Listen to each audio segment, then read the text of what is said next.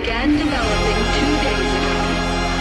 And from that point on, these terrible events kept on snowballing in a reign of terror that has not abated. The main advice news reporters have been able to get from official sources is to tell private citizens to stay inside their homes, behind locked doors.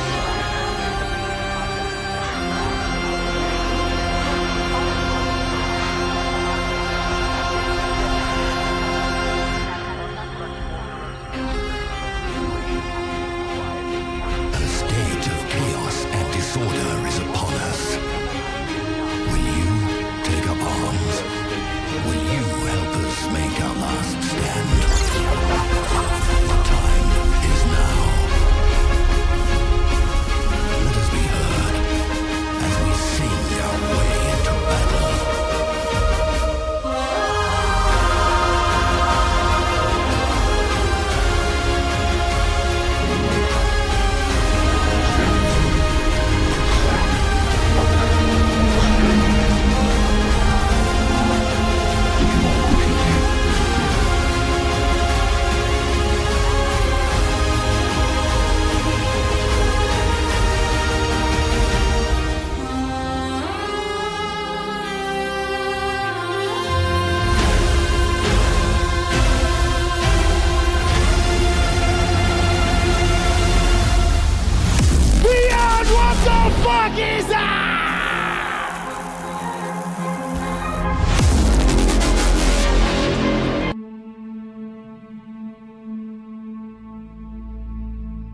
And for Rome, and what is Rome, Maximus?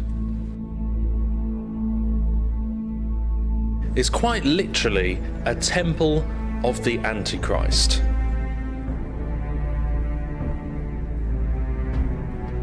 You have not seen what it has become.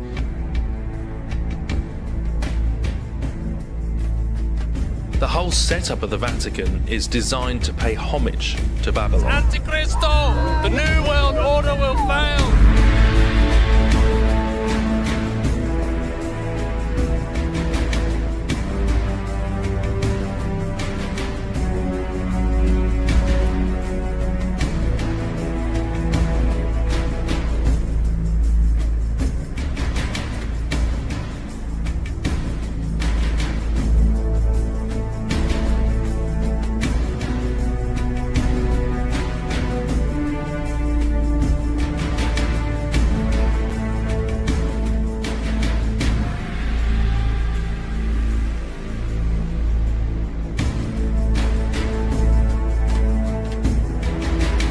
It's that same old fascist philosophy of Rome that has already been responsible for millions of murders. I believe that Rome has a destiny to rule the world. Steel your hearts against mercy and let your battle cry be Rome!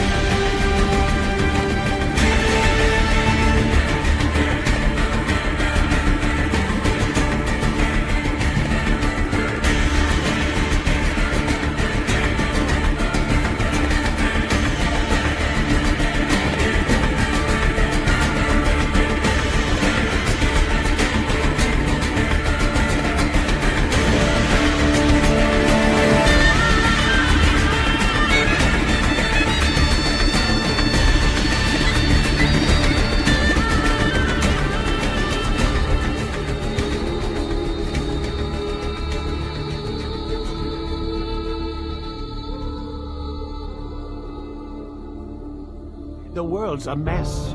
It's pathetic, really. You've seen it firsthand yourself. 1,000 years between you and your ancestor, and society remains just as barbaric just as stupid. By the Father of Understanding's light, let our work now begin. The Order of the Knights Templar welcomes you. But I serve a far nobler cause than mere profit, just like my brothers.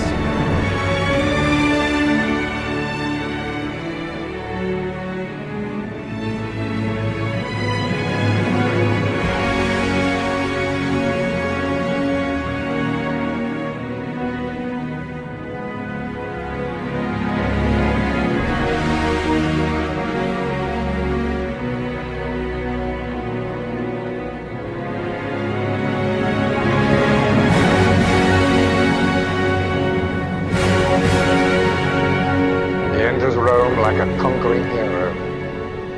What has he conquered?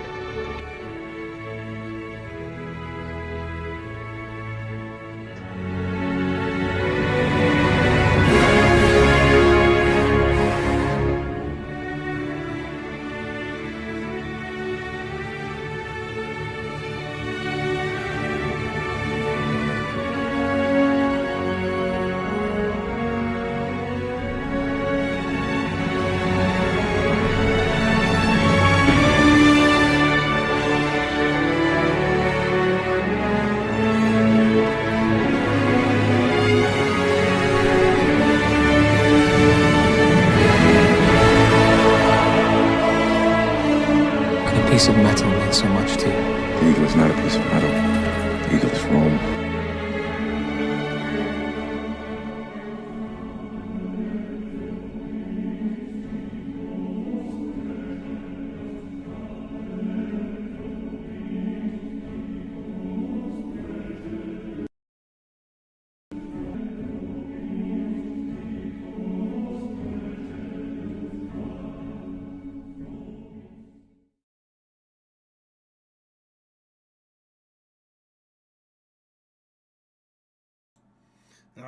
Mateys, welcome to another live stream. Long have the pirates resisted the rise of the beast that is Rome.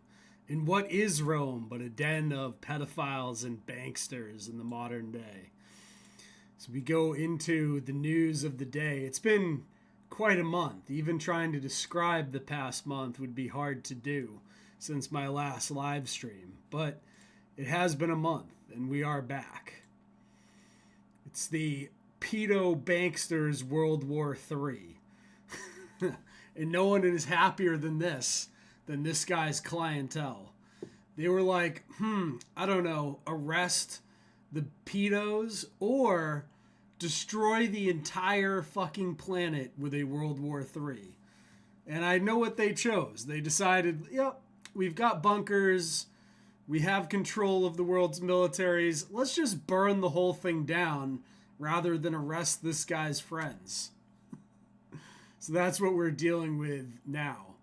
We're going to start off with information that has been buried in the news cycle because it was inconvenient for those in power, which is the Epstein information, which somehow has dropped off of everyone's radar because the banksters that were all going there for massages decided to kick off World War III in the meantime. An FBI informant report states Dershowitz told prosecutor Alex Acosta that Epstein belonged to both U.S. and Allied intelligence services. Acosta gave Epstein the sweetheart deal. You can see here, this has everything to do with what we've been talking about for a very long time. She used the Russian President Vladimir Putin's man, contract the Russian youth movement, CHS, in Drokova. Drove did not talk at all about technology. Instead, looked at CHS and said, "You knew Epstein, didn't you?" She said Epstein was a wonderful man. Thought it was a crying shame what had been done to him. CHS concluded Day One Ventures was in Silicon Valley to steal technology. CHS advised Chabad is doing everything they can to co-opt the Trump presidency. Chabad is basically state-sanctioned Judaism. It is used by Putin to keep tabs on the Russian Jewish oligarchs. On the day Trump was elected, Ivanka Trump and Jared were at the gravesite of Rabbi Shearsam, who is the most powerful rabbi in the Chabad network. Jared didn't disclose his stake in Cadre because of his ties to the Russian state. CHS believed this is the real Russian collusion story, as I have been reporting for many years. The true connection between Trump and Russia is not, some love of Putin. It goes right through Jared Kushner and the Chabad Lubavitch end of the world cult. That's all connected in with this Epstein information. Correct? And you can see here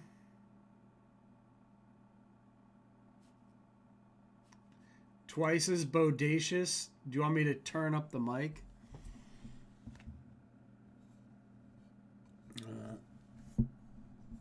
Let me see if I can turn it up a tiny bit. Is that better? Sorry, all of the stupid settings on OBS got changed since my last live stream because the whole software decided to update. So, is that better? I just turned up the gain.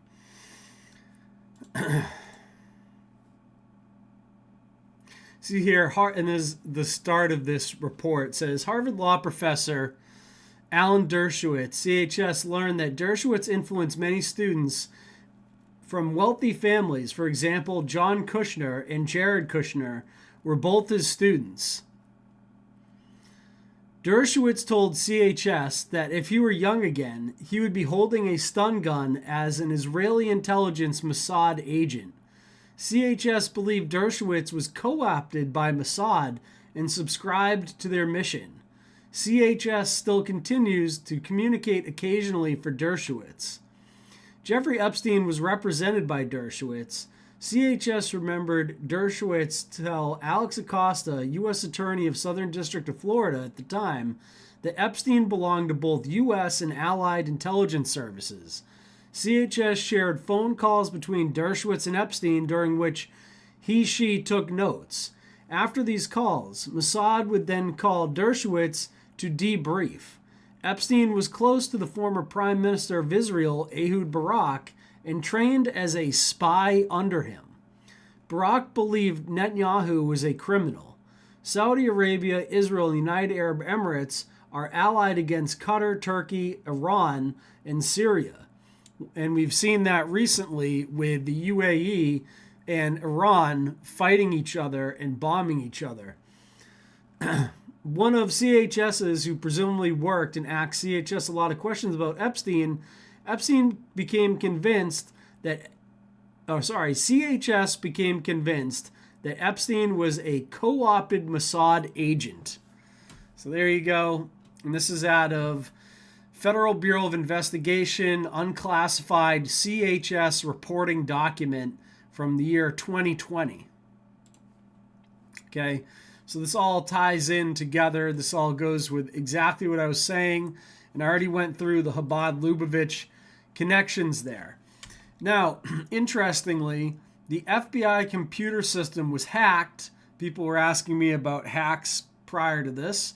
Well, here's another very real hack. The FBI computer system hacked. Millions of Epstein files wiped. And where are all these FBI files stored? Oh, that's right. In the Microsoft Azure cloud, which is based in Israel. Right? Oh, big surprise. They were able to hack this. FBI computer system hacked. Millions of Epstein files wiped. A sworn declaration buried in the Trump admin's recent release of millions of Epstein files documents reveals that an FBI computer system hack resulted in the destruction of roughly 100 terabytes of Jeffrey Epstein-related data. September 2024 declaration from FBI agent Aaron Spivak states that a massive breach of the FBI's New York field office systems on Super Bowl Sunday in 2023 led to the Bureau losing access to approximately 500 terabytes of data. 100 terabytes of this data could not be recovered and was permanently erased. The document reportedly received little public attention until it was highlighted by indie journalists. Yeah. Spivak worked for more than a decade in the FBI's domestic terrorist and child exploitation squads, including the Violent Crimes Against Children unit. He described the intrusion the day after it occurred. According to his sworn testimony, he logged onto his work computer. He noticed it had been restarted and saw a text file indicating part of his network had been compromised, along with an email address to contact. The activity included combing through certain files pertaining to the Epstein investigation. Around 3:30 p.m., there you go, 3:30, 33, or so, we located the log files and began combing through. This is when we noticed strange IP activity that took place yesterday from 2 IP addresses. The activity included combing through certain files pertaining to the Epstein investigation.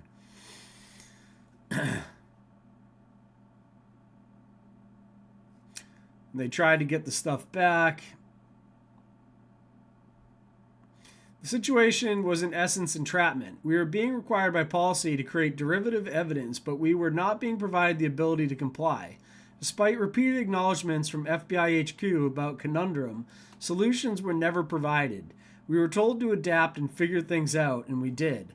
The result is that we got punished for it, which is quite insane. We should not be held accountable for a problem we could not fix, and we're not responsible for fixing. We had funds to get hard drives. It was denied by security because they were not made in the USA. So there you go. And meanwhile, all of this stuff was stored on the Cloud Azure system, which is now in Tel Aviv in Israel. So, how much did they secure this data from foreign influence? None. Okay.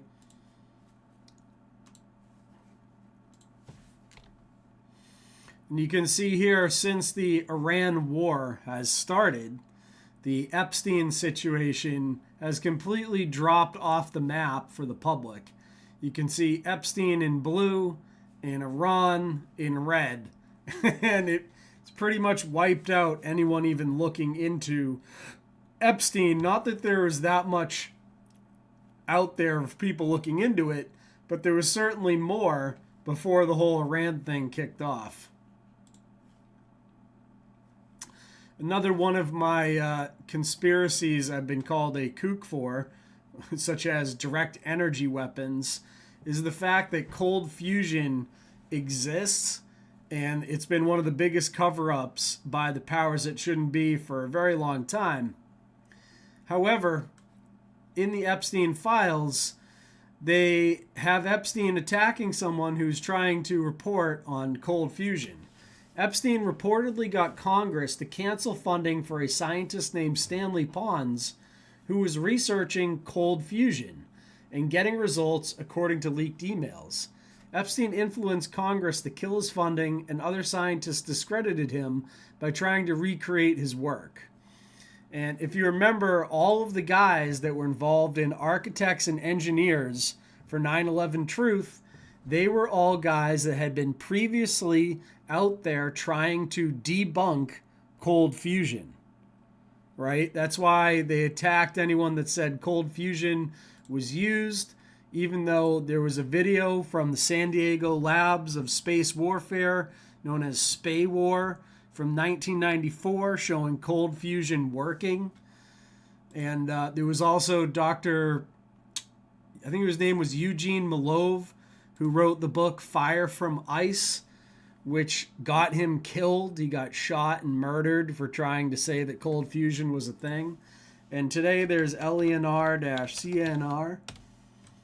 You go here. This is a library of papers about cold fusion, which is a very real thing. It's low energy nuclear reactions. Cold fusion is actually a misnomer.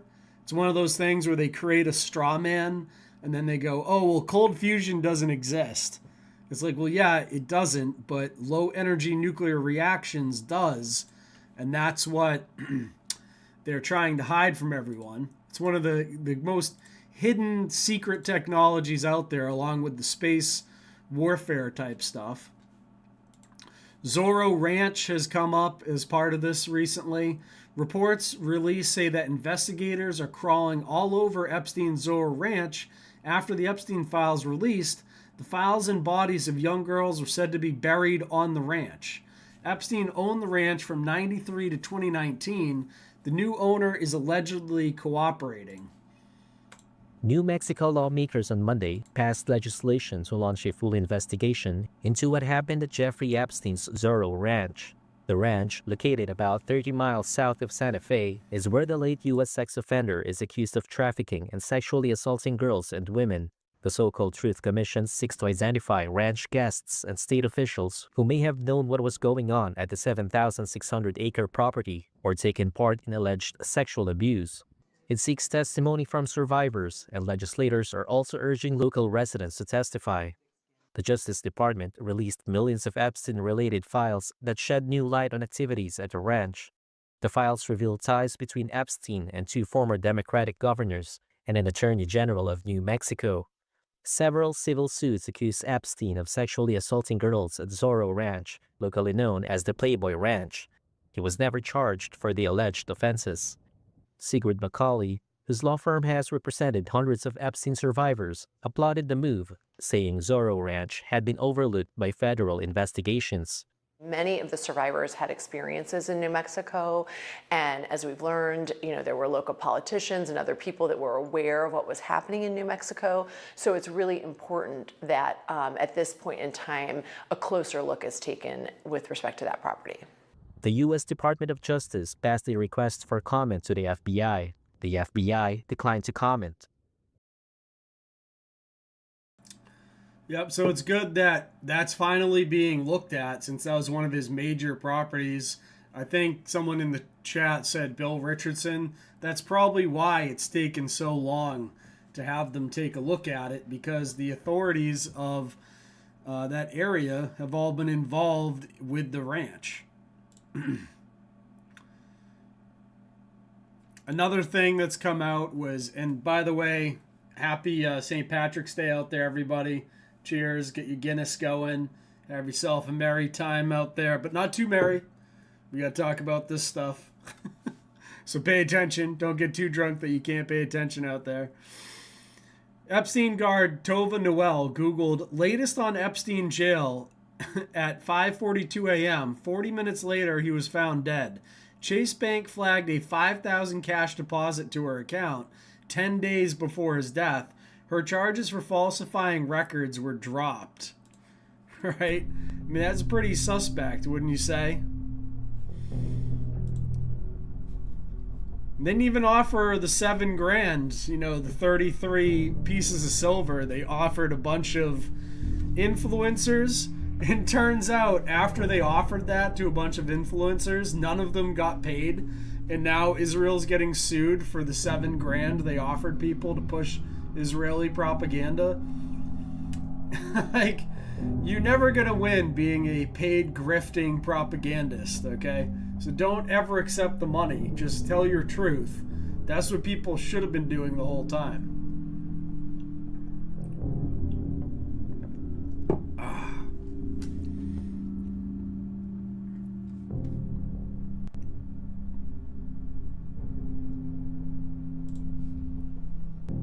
It's so obvious that this jail footage has been manipulated. We never got the real whole thing.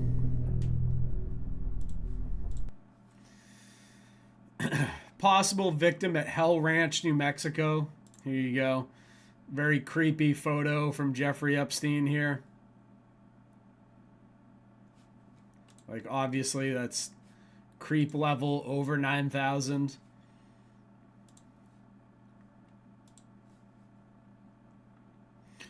Another one of these things that people have said, including myself, has now been confirmed by the Epstein file.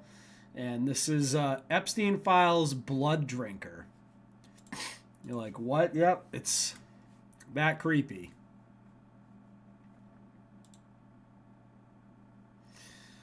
Was interviewed telephonically after being advised of the interviewing agent. The nature of the interview provided the following information. Blank has been around Eva Dubbin, one of the people we've always said. They both worked in the same industry, had pictures of people directly associated with Jeffrey Epstein, does not have pictures of a crime being committed, nor did she witness anything. I sat at dinners with famous people. Heard directly from a young lady who was au pair to Glenn Dubin and Ava Dubin, the young lady told she was being held against her wishes, but did not believe it at the time. Resides in California. The Dubins have been in California, is originally from New York. Sent a photograph to the writer in which she identified Ava. Ava just had breast implants after her cancer. Advised there were key players involved in trafficking from Switzerland. Knew this for a fact because she had heard it. Knows of a key player who she believed to be involved. This key player was a multimillionaire who showed her a chain of golden penis. He told her he was part of a group who drinks the blood of children. Did not want to give his name at the time of this interview.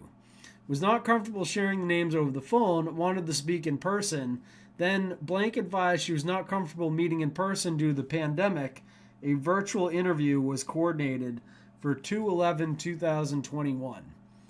So, drinking the blood of children, right? It's one of those like outlandish claims that people had made over the years, but now it's fact. Okay. Epstein endorsed disturbing medical procedure on a woman, had a bad accident on the island. Dr. Ting put 35 stitches in her head, laid out on the dining room table, Epstein files suggest. Version for the doctor said the woman fell off the ATV and needed stitches and an x-ray, which is extremely suspicious, of course. Birth babies. Spoke of this going on at Zorro Ranch. Said she has said on record that Epstein offered her money to do this. Birth babies for black market use. Thank you for investigating this. Woman who accused John of God cult leader of rape mysteriously kills herself at Spanish home. And we know John of God was accused by tons of women of doing this, of making them give birth to babies that were then later sold on the black market.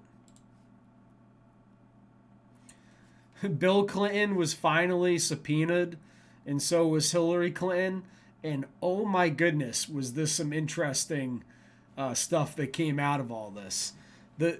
Just to start with, Bill was asked about the painting of him in a blue dress that Epstein had in his Manhattan residence. Submitted to the record, we have a painting that seems to be of you, Mr. President, found in one of Jeffrey Epstein's residences, wearing a, I would categorize it as a famous blue dress worn by the White House intern Monica Lewinsky. And I have this image here. This image is being passed around. So, Mr. President, we are looking at an image of a portrait that is looks to be you, Mr. President, in this blue dress. Can you describe this painting? And he doesn't need to describe the painting. You just gave him a picture. What's your question? My question is, are you familiar with this painting? Have you ever seen it in person? I've never seen it in person. Do you know why someone would paint this? Are you asking Objection. him to That's calls for speculation. You can ask the artist. And if I had known Jeffrey Epstein had this painting, it would have saved me this whole day. Yeah, right. There's no way this is the first time he saw it. He was smiling when looking at it. I mean, come on, Bill. You're like, oh, I never had sex with that woman interview is more convincing than any of these. What did happen, Mr. President? I don't know. I mean, I've already told you this. I'll tell it again. I never saw anybody do anything wrong. I thought they were flight attendants. Do flight attendants typically wear tank tops? Flight attendants. You've got to be kidding me. Do flight attendants typically wear tank tops and jeans? They don't all wear uniforms on private planes. Yes, sir. Most are dressed probably pretty business class.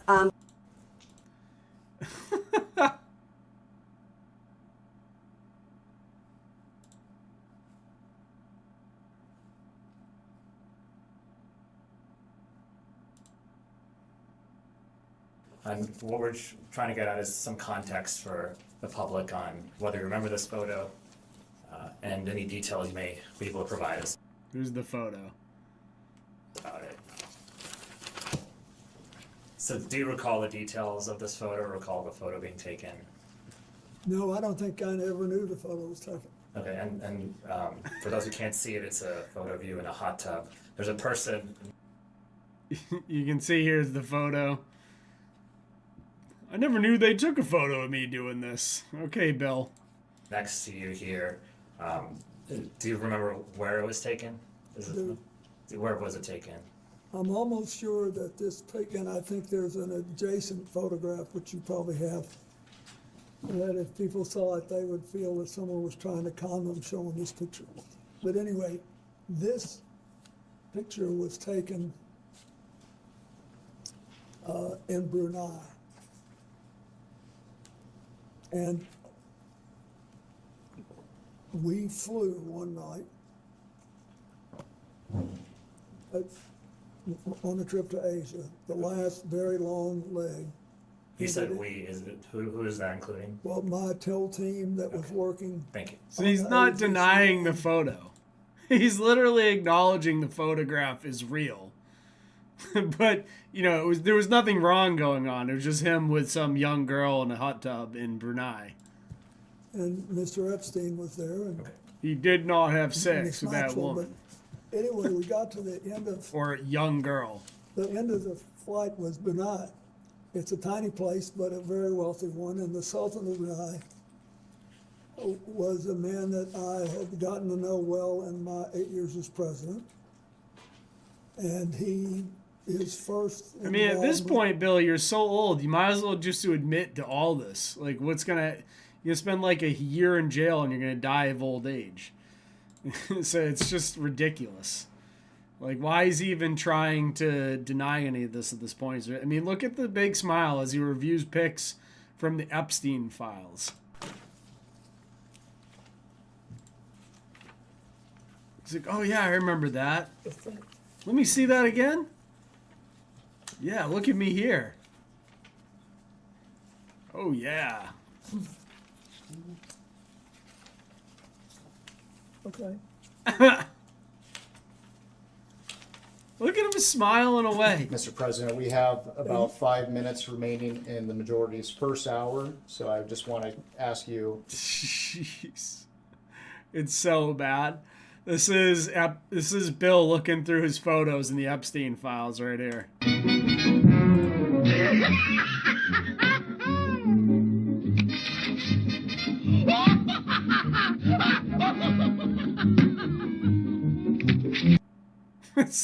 Same exact energy. Now, here, Bill Clinton was asked about Clinton staffer Mark Middleton, who signed Epstein into the White House multiple times, who died by suicide, strangely enough, both by hanging and gunshot, which is, you know, how you generally commit suicide. You'd hang and shoot yourself all in the same attempt. So one of the big stories from the Clinton deposition was that he was asked about his staffer who signed Jeffrey Epstein into the White House 17 times, who died mysteriously of suicide by hanging themselves and shooting themselves with a shotgun. So makes sense. Let's go ahead and just watch that real quick. Are you aware that Mr. Middleton committed suicide Yes, I in am. 2022? He was found dead at Hefner Ranch, approximately 30 miles from his home in Little Rock. He was discovered hanging from a tree by an extension cord around his neck with a self-inflicted gunshot wound to the chest. Makes sense. So he was shot and hung. It's a totally normal way to Shot commit and suicide. hung. Very odd, very sketch, very suspicious. I think, you know, Bill's just getting older, so people are saying, oh, he's shaky. Well, you know, he is shaky, but maybe that's just him getting older. Maybe that's him, I don't know. People are saying maybe he's thinking about Hillary. Do you have any information that leads you to suspect that he did something other than commit suicide? No. No. Okay. Or Do you my have wife will kill any me concerns by that suicide. that this was in relation to his knowledge or relationship with Jeffrey Epstein, given the date? The president has of the already suicide? testified to the fact that he was unaware that. This girl's hilarious. We're going to cover her next, the lawyer. How could you even ask that? Well, I mean, the dude was hanged and shot, and he's the same guy who signed Jeffrey Epstein into the White House 17 times. Would love to talk to him. Too bad he's dead under really weird and mysterious circumstances. Mr. Epstein was visiting the White House. So are you asking him then as to what he would have known? I'm asking when you heard about the death, knowing. People said that's a sign of guilt, the fact that he took off his glasses. I don't know. We're all body language experts now. I don't know. Yes. About the things that have been, at this point, Nothing it's is all true over the until news, officially denied. saying that he has committed suicide. Have you ever had any conversations with people about whether or not that there's any relationship between the two? Oh, no. No one's ever suggested it to me. Okay. Thank you. I yield back. No one's ever suggested it to him. That's fucking crazy. And then we had Hillary Clinton decided to get subpoenaed, and she got asked about Pizzagate. And oh my goodness, was this in the next clip of Hillary? I mean, this was priceless. If this had come out during Pizzagate, this would have been one of the most viewed videos on the subject for sure. I mean, she absolutely lost her shit and just like completely, I mean, just watch this. It's insane. When you see this, you're like, whoa. Joint campaign. Okay. Yeah. Sure. Fun. Okay, so we have talked about those connections. In past public statements, as in 2017 speeches and interviews, you described Pizzagate as a baseless conspiracy theory, alleging you and others ran a child sex trafficking ring from a Washington pizzeria basement. No, that's a straw man. That's what they call a straw man. That was not the claims. The pizza place was likely just a money laundering front for the things they were doing, and they were all using pizza coded language to describe the things they were doing. It had nothing to do with some sort of thing going on of Comet's basement, which didn't even have a basement. So all of that is just a straw man that mainstream media likes to use in order to debunk everything else that was uncovered. Reviewed any 2025-2026 Epstein files that were released that you believe reference or relate to those specific 2016 claims regarding the Podesta emails, Comet Ping Pong Pizza used as code possibly? I'm sorry, You're asking her about whether she's reviewed emails in the Epstein files which relate to the wacky Pizzagate scam. You could characterize it however you want. I just would like to know if she's familiar with any of them. So excuse me, your question is about whether or not she has reviewed any emails in the Epstein release files about Pizzagate. Correct. Pizzagate was totally made up. It was an outrageous allegation that ended up hurting a number of people, that caused a deranged young man to show up with his assault rifle and shoot up a local pizzeria. Yeah. 5 days after we hacked into that pizzeria and reported that to DCMPD, right? 5 days later, they stage a clear false flag.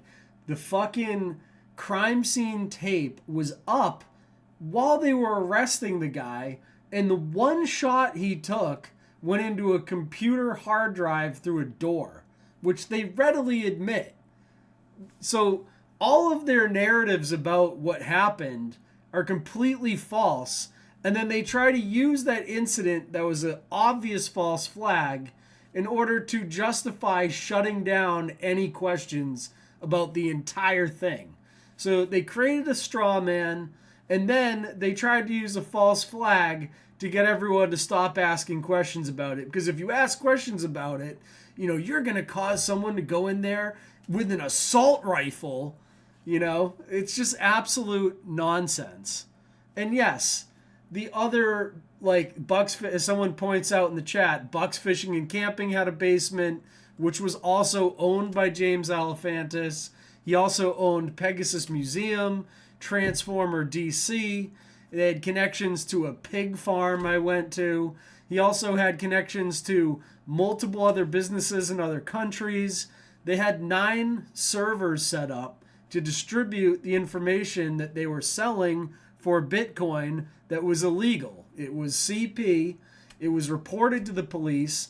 they kicked up the investigation to the FBI, to officer, I believe it was Daniel Godin, who was a part of the child exploitation, whatever, investigative unit from the FBI.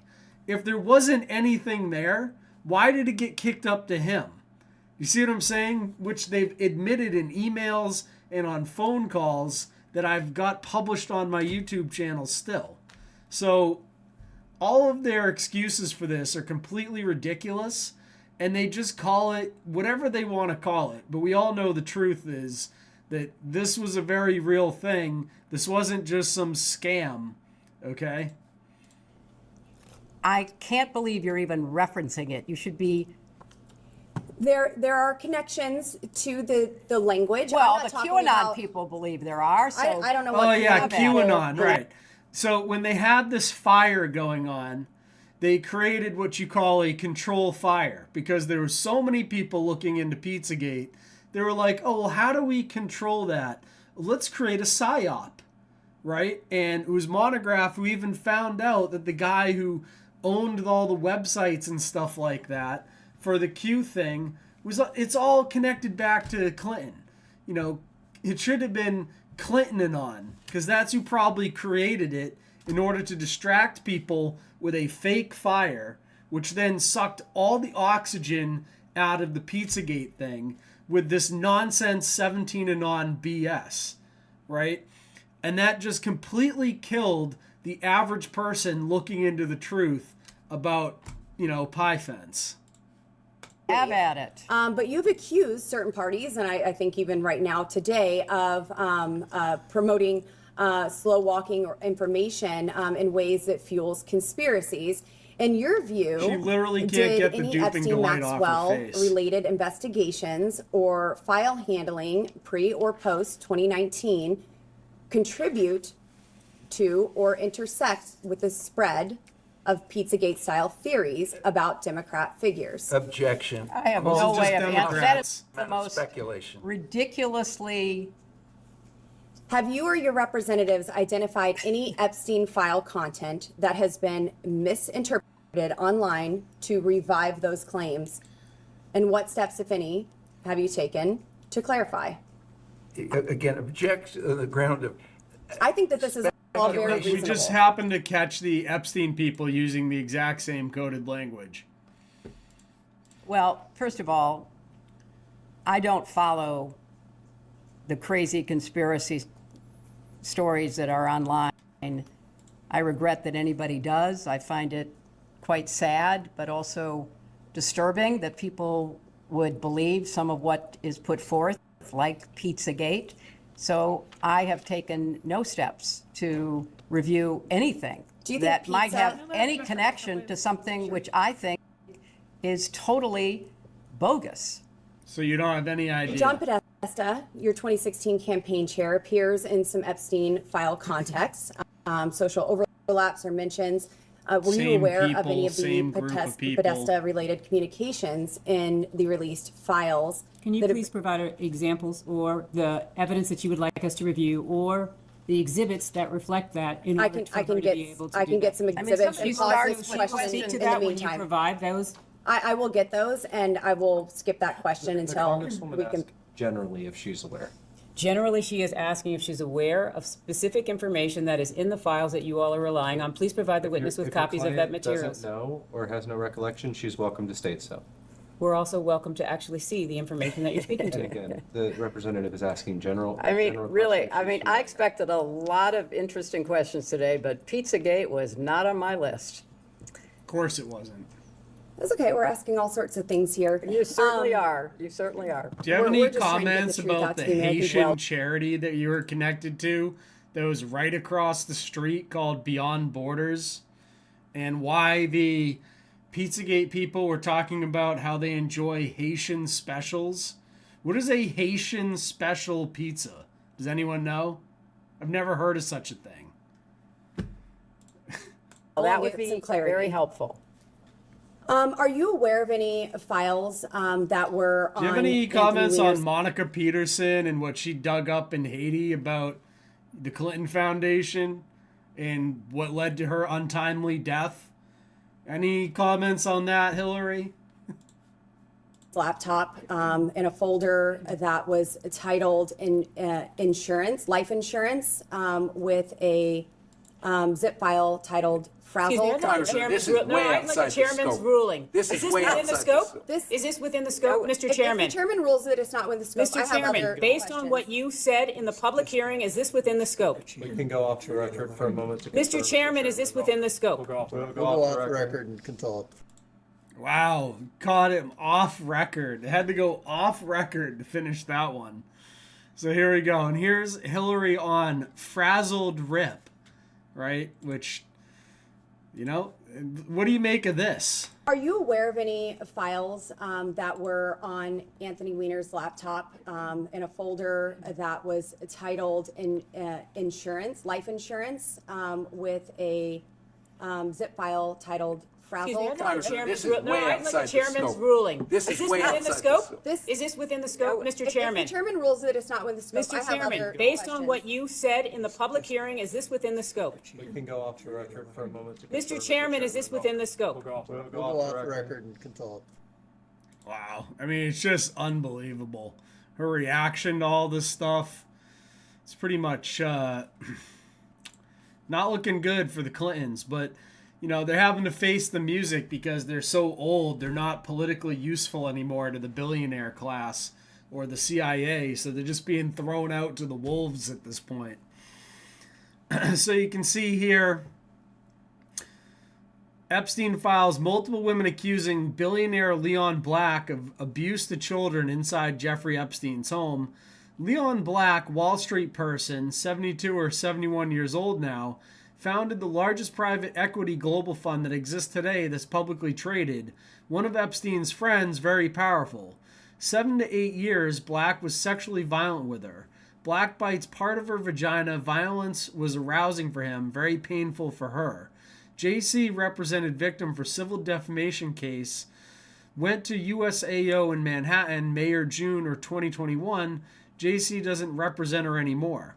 Got a call from a victim woman who said that she had heard a lawsuit against Black.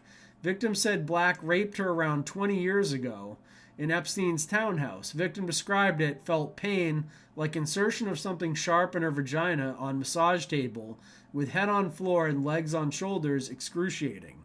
Spoke with Manhattan's DA office. At DA's office, substance abuse problems in 1990s preyed on by Epstein. Gave massages to Epstein and Black for money. Lives in blank now. Abuse happened in New York. Minor victim in Epstein's townhouse was told to give Leon Black a massage. Violently raped by Black. 16 years old when raped by Black. So there you go. And they missed his name with the little blackout pen because his name was Leon Black. So Kash Patel was like, oh, it's already blacked out. Howard Lutnick, who we've talked about in length, has been called to testify for his behavior. Howard Lutnick volunteers to testify in Jeffrey Epstein probe. Quote, I have done nothing wrong and I want to set the record straight. Dude was Epstein's neighbor, by the way. So you can see here he's all tied into this. He's been to Epstein's island. He was his neighbor in Manhattan. It's not looking good for Howard Lutnick. It never has looked good for Howard Lutnick. And then also, back to the Kushners, which we started this whole thing off with. Jared Kushner and family and Epstein were very close according to the latest Epstein files. See, with Kushner, how about Thursday? gvacation.com. You can see...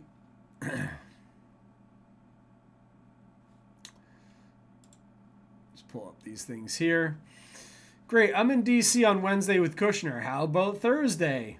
I'm in Wednesday through Friday, says Jeffrey.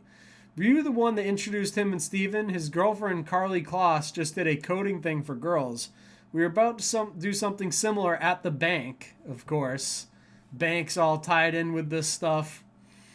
We can reach out officially, but always nicer to have a personal touch when possible. And this is to Jeffrey Epstein, and the subject is Josh Kushner.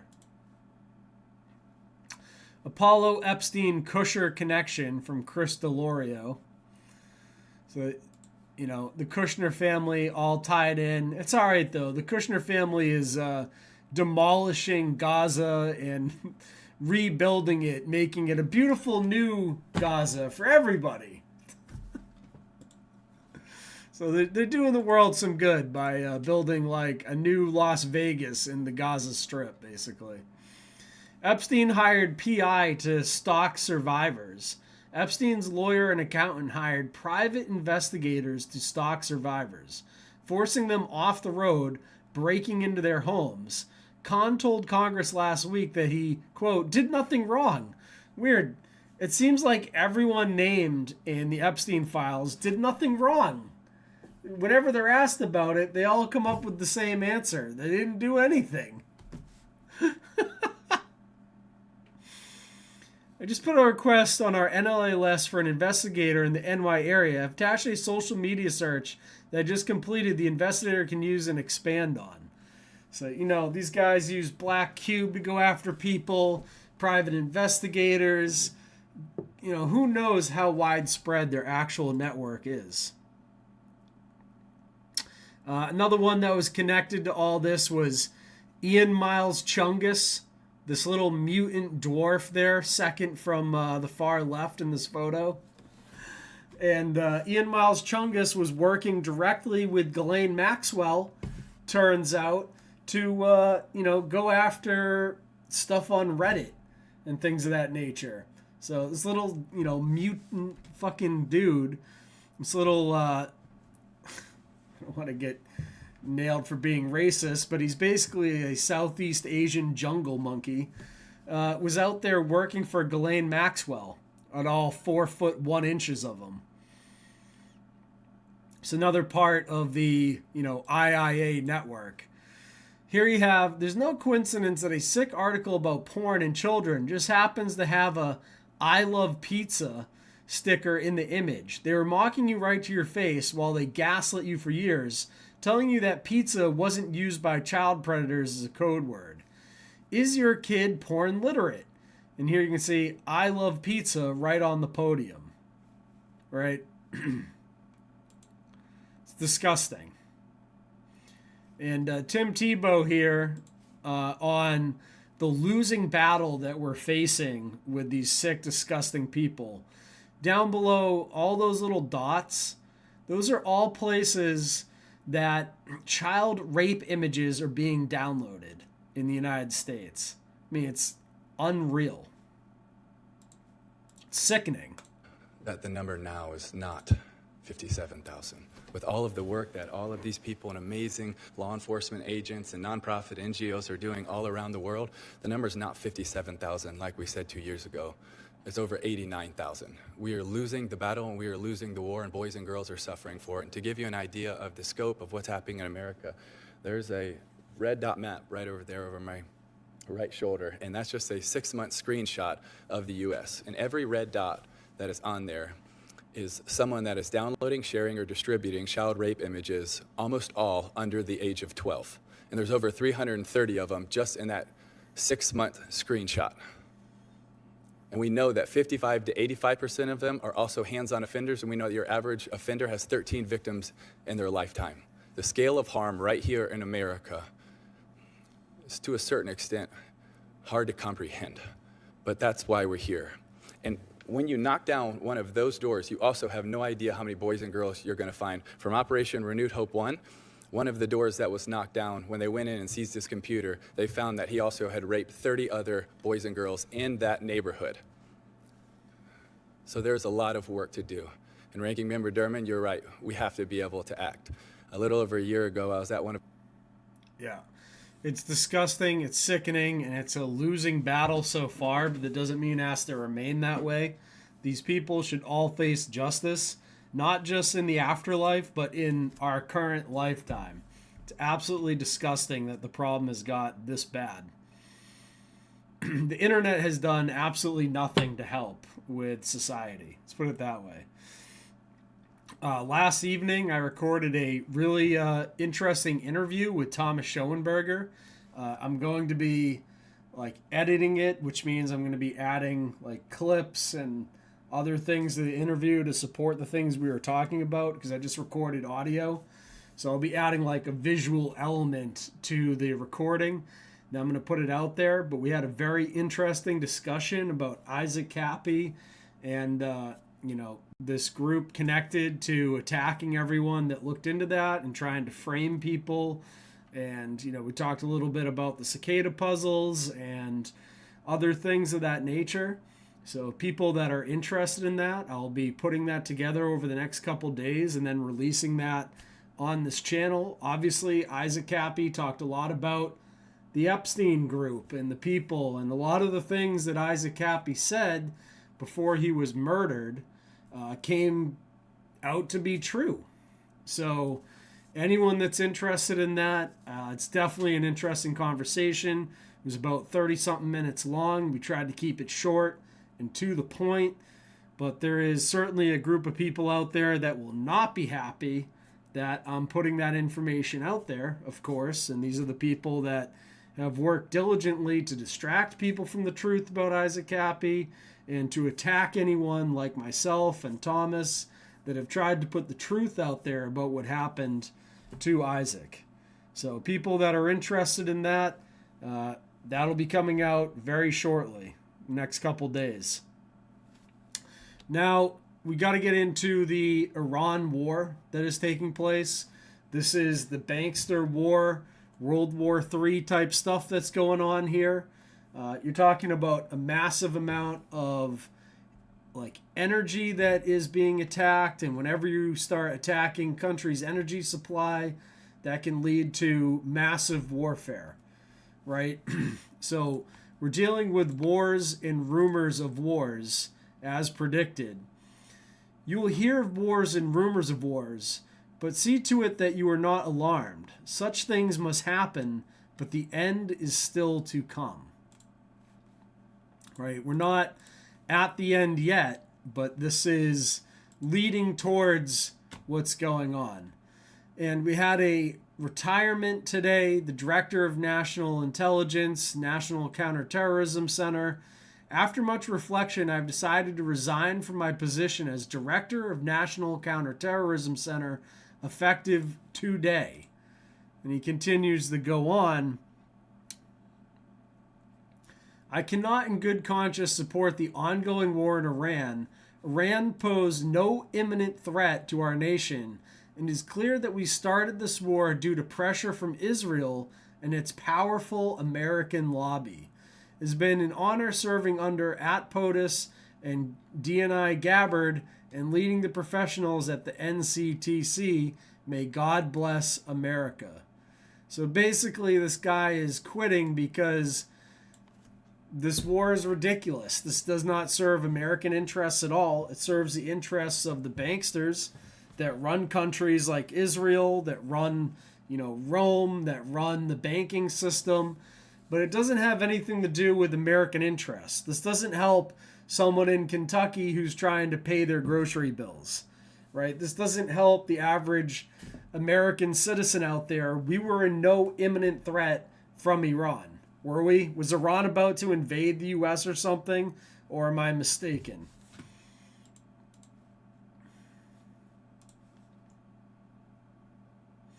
So here we have Starts Wars. This was very funny. This absolutely had me in tears.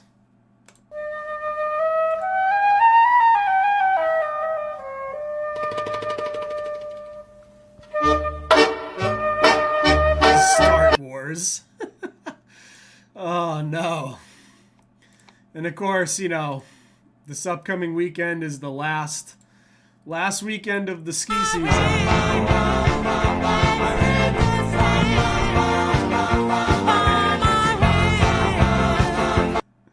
Iran this, Israel that. I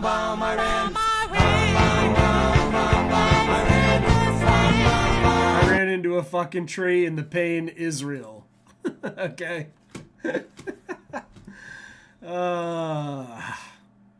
That'll be this weekend, last ski weekend of the year for me, going up to Killington Mountain, and hopefully I don't run into a tree. unless there's some Mossad agent like behind me guiding me into the tree for this report we're doing tonight. Or one of the, the Epstein banksters are like, yeah, send some intelligence agent up there and get rid of Titus once and for all. But hey, if I die while skiing, that's a good death. I think I go straight to Valhalla or something in that case, right? So Brendan O'Connell's been doing fairly decent reporting on this, stealing this from one of his videos here regarding the Shah of Iran and his comments on the Israeli lobby and on the nature of this war. And it's like, it's not like a full-scale war. Iran is not being completely annihilated. They're taking out strategic things. The Khomeini guy got killed. This is all setting up for what we've been talking about for ages, which is the restructuring of Iran as part of the Belt and Road Initiative, which makes Israel the center of trade and technology of the entire Eurasian continent. And anyone that's not on board with that, like the Khomeini guy, is getting wiped out and replaced, just like they wiped out the Shah of Iran back in the day. None of the Shah's comments raised hackles like his blast at the American Jewish lobby. Its influence, he claimed, went all the way to the top. Surely, Your Majesty, you're not telling me that the Jewish lobby in the United States pulls the strings of the presidency.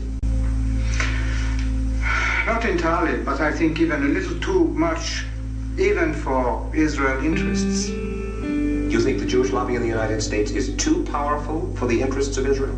I think so. Sometimes they are disserving the interests of Israel because they're pushing around too many people. Why would the President of the United States pay attention to that lobby? They are strong. Strong in what sense? They are controlling many things. Controlling what? Newspapers, medias, Your Majesty, banks, finances, and I'm going to stop there. Well, now wait just a second. You really do believe that the Jewish community in the United States is that powerful? They make the media reflect their view of foreign policy? Mm-hmm. Yes. They do not report? We do not report honestly? Don't mix things, please. I don't say the media. I say in the media they have people. Not the entire media. Some newspapers will only reflect their views, yes. The New York Times, for instance, is owned by the Salzburger family, who are Jewish. Are you suggesting that the New York Times is biased in its treatment of the question of Zionism, Israel's existence, the United States' relationship with the Arab world?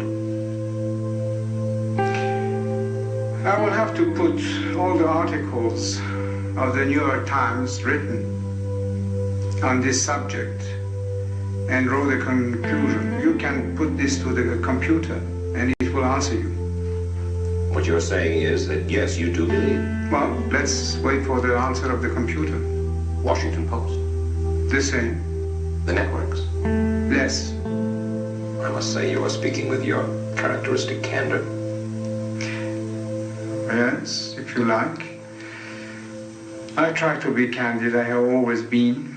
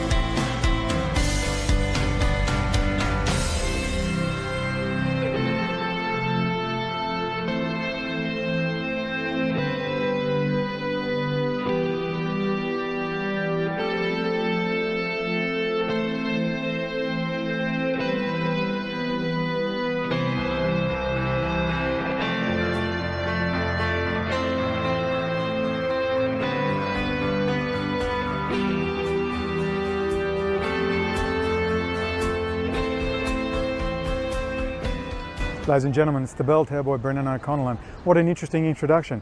Did you know that about the Shah? That video's been online for a while. I missed it completely. It's made me look at the Shah in a whole new way. That was 1976, 3 years later, of course, less than 3 years later, he was on the run to the United States. And the Ayatollah Khomeini, in exile in France, took over the country. Wildly popular. Was the Iranian Revolution for real? I'm not just here to stir the pot. We need to address a few issues about what I saw in Iran. I'm going to go as fast and as clearly as possible. War is theatre. We have a theatre going on. It's a World Wrestling Federation show.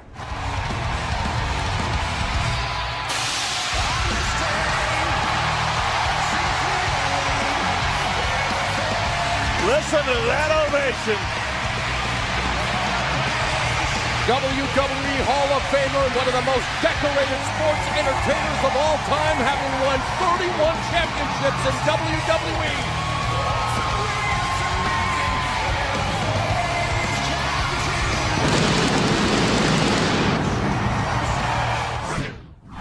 This is going to be just like this Sunday at Survivor Series.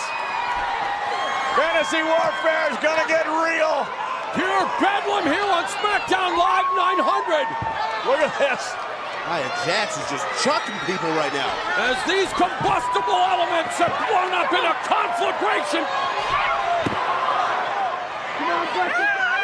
Oh! And Nia Jax goes crashing through the barricade.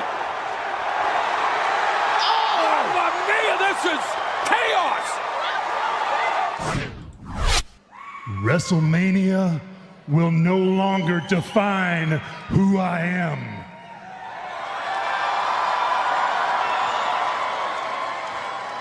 I'm back, taking souls and digging holes.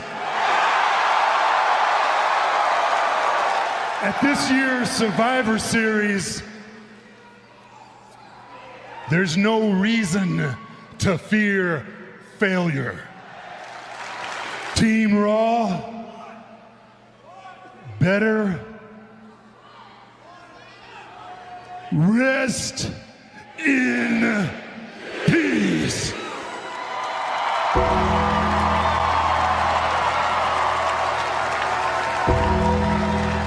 On the one side we have the Jewish state, who behave as badly as possible. Have you ever seen them? Rabbi Ovadia Yosef, the Goy are our slaves. The Orthodox and the ultra-Orthodox deliberately provoke, constantly saying the most outrageous things.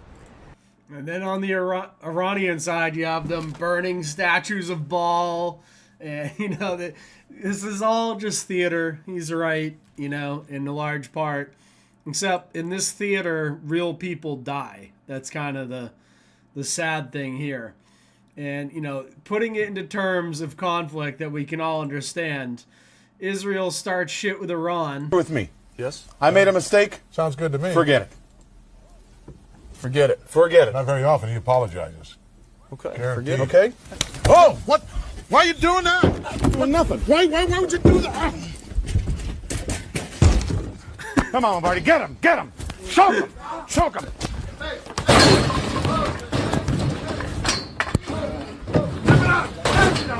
Pull him out from there. Choke him. Choke him. Choke him. Choke him. That's literally what's going on. It's so funny. But now we have Armageddon prophecies.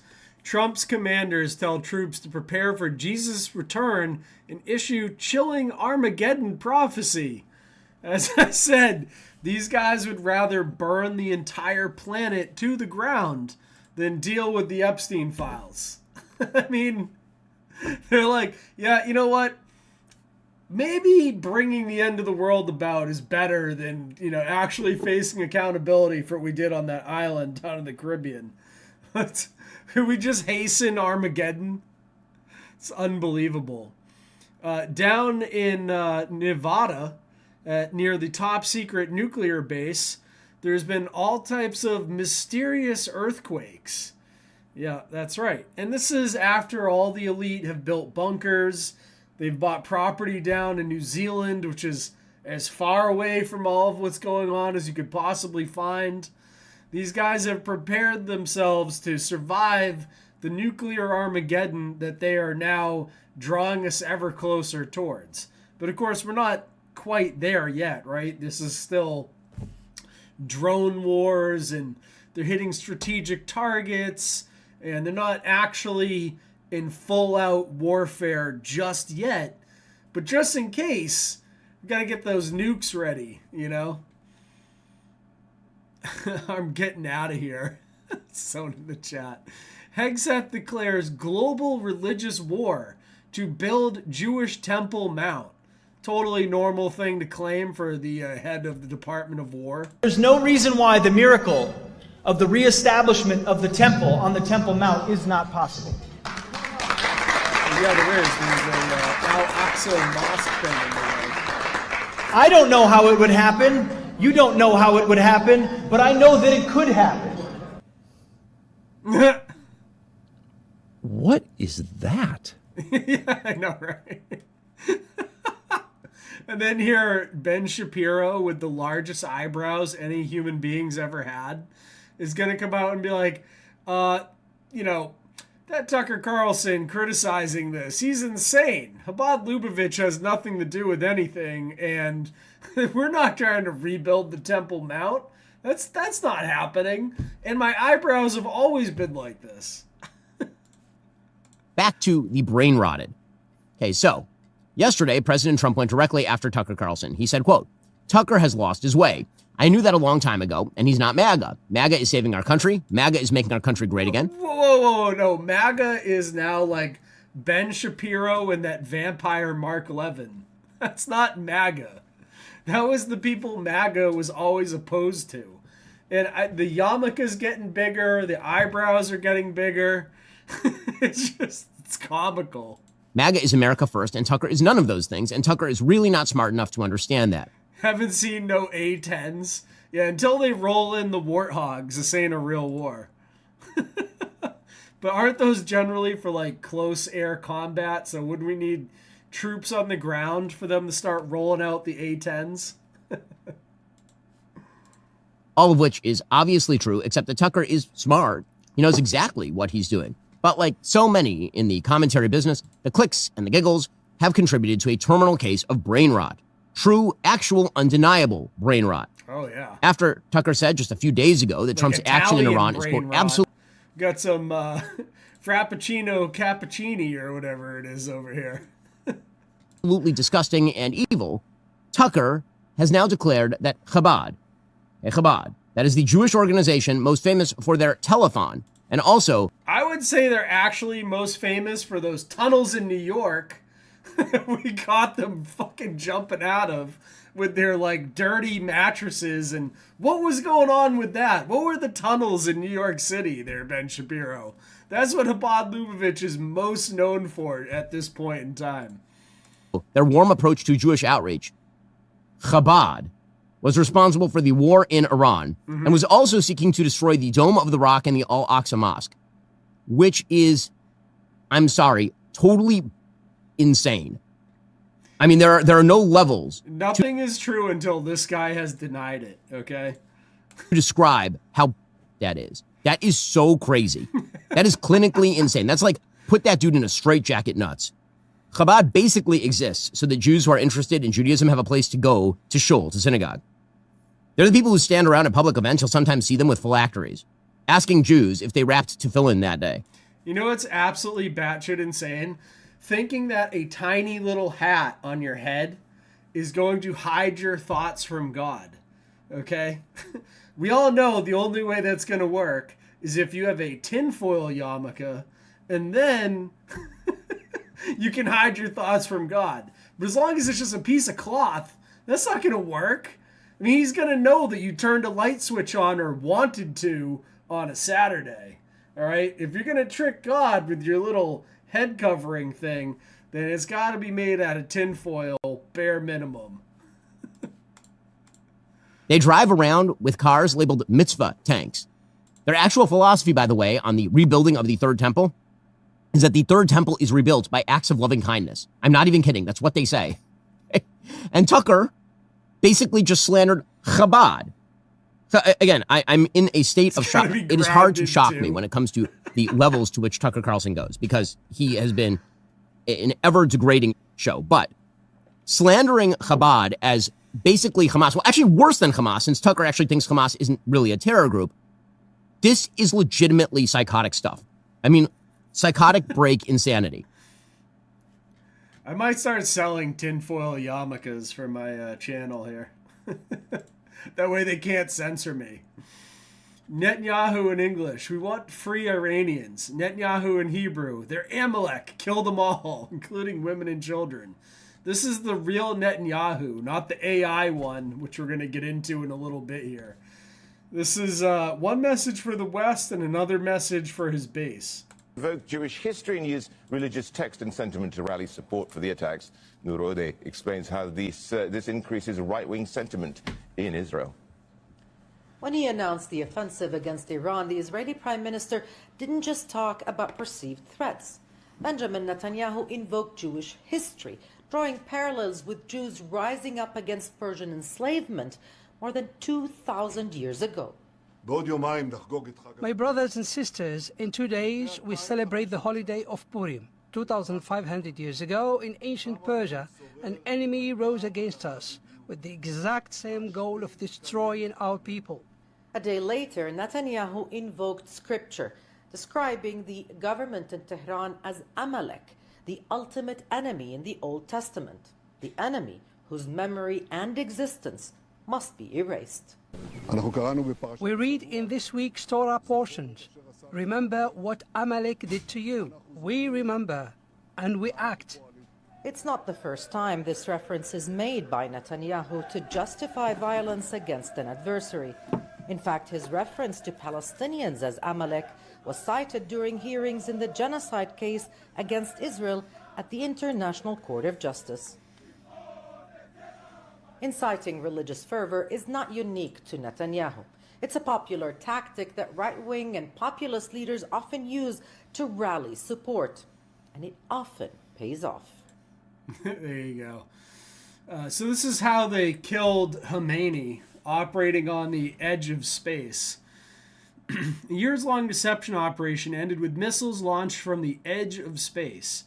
Israeli generals publicly left headquarters Friday for a Shabbat, posed for photos going home, then snuck back in disguise.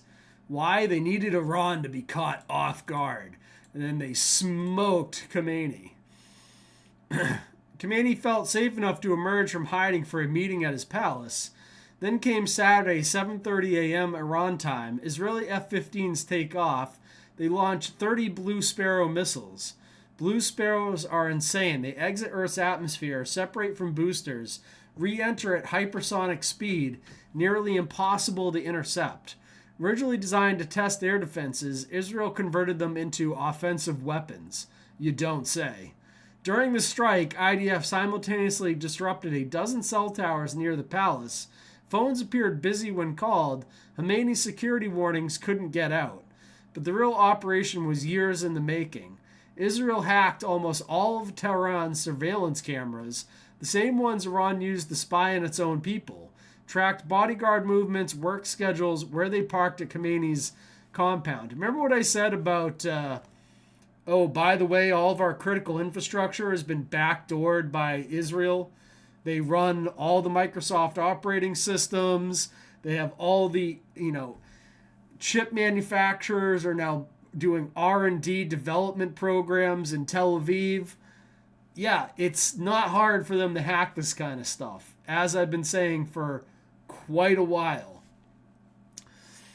We knew Tehran like we know Jerusalem, one Israeli intelligence official said. When you know a place that well, you notice a single thing out of place. CIA had a human source. Israeli AI analyzed mountains of data. Together they pinpointed exactly where Khomeini would be. The strike killed Khomeini, his wife, daughter, grandchild, daughter-in-law, son-in-law, Rear Admiral Shamkhani, and IRG's commander, Pakpour. One compound, one meeting, everyone dead. Multi-year intelligence operations, hack surveillance systems, AI analysis, human sources, and missiles from space, all to kill one man at precisely the right moment.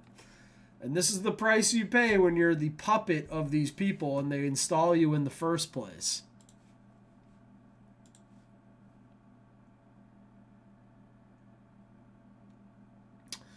And the new Ayatollah that's in place, turns out he's gay.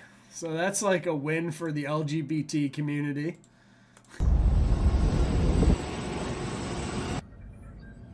This is the rhythm of the No, night. no, no, no, no. The night. Oh yeah. Mohammed, The rhythm of with the your night. hips. This is the rhythm Your of hips. my life. Sir, we're getting intel that the new Ayatollah is gay. Oh yeah. Sir, we can't be sure, but it looks like he's personally supervising Iran's entry to Eurovision. What? Mohammed, with your hips. Yeah, this was not on my bingo card for 2026. Iran would be getting a new Ayatollah, but turns out he's gay. Holy moly. Muhammad with your hips. Yeah, we're going to get into, someone asks about Bibi. We'll get into, I don't know what's going on with him. Maybe he's just hiding in some deep underground Chabad Lubavitch tunnel in New York. He's down there with the dirty mattresses. But they've been putting out a lot of AI of Bibi, which I have it all linked up for the next part of the show. So DEW's in use. They called me crazy for years. They said, oh my God, there's no such thing as direct energy weapons. You're a conspiracy theorist. That definitely wasn't used on 9/11, yada, yada, yada. But they've been using these a ton during this conflict. Turns out, you know, they do actually happen to have these things on all types of Navy ships. Even the friggin' Indian Navy has them at this point. So, deployed by U.S. military starting in 2017 and first installed aboard the USS Dewey in 2019, Odin is a low-power, soft-kill laser weapon designed to dazzle and disable sensors on hostile drones rather than destroy them outright like the Navy's lone 60-kilowatt high-energy laser with integrated optical dazzler and surveillance Helios system. If employed during Epic Fury, an Odin system could potentially blind the electrico-optical sensors of the Shahid drones Tehran launch across the Middle East in response to the U.S. strikes. It's worth noting media reports claiming the Navy employed Helios to shoot down Iranian drones during Epic Fury are false. The surface-to-own Helios system installed by the USS Preble, which is currently assigned to the U.S. 7th Fleet and home-ported in Yokosuka, Japan. So, New York Post was posting bullshit, but they have been using this other system that was, what is it? The Odin system here. Optical dazzling interdictor. Right? Images show the Arleigh Burke-class guided missile destroyer USS Spruance launching a Tomahawk land attack cruise missile from the Arabian Sea at target Iran as part of Operation Epic Fury. So, U.S. lasers, weapons quietly watching over U.S. strikes on Iran.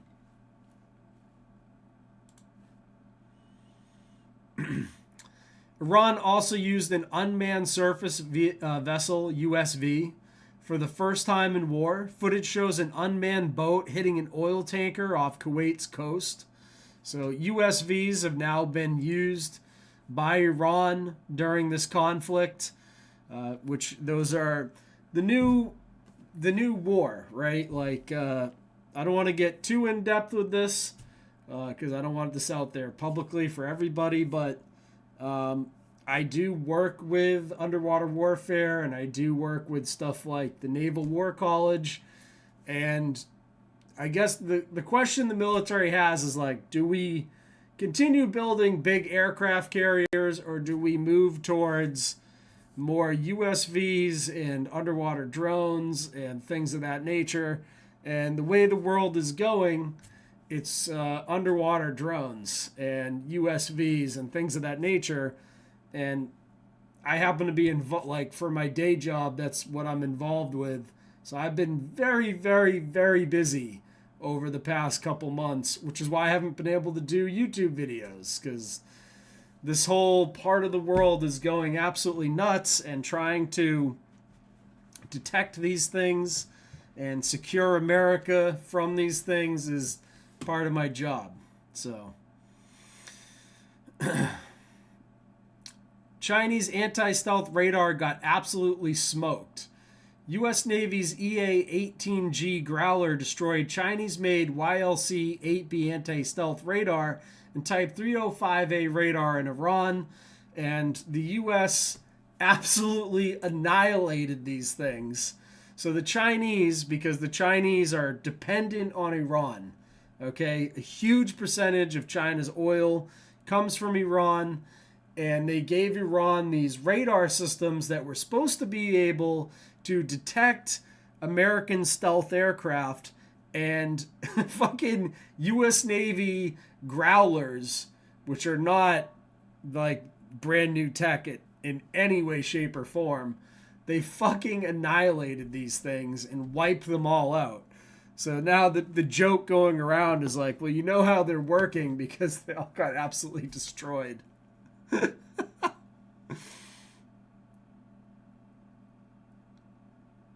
Yep.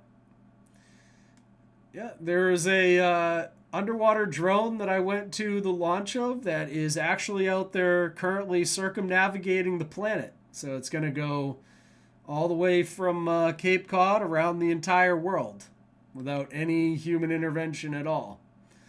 So these things are out there. There's a lot of them in the ocean.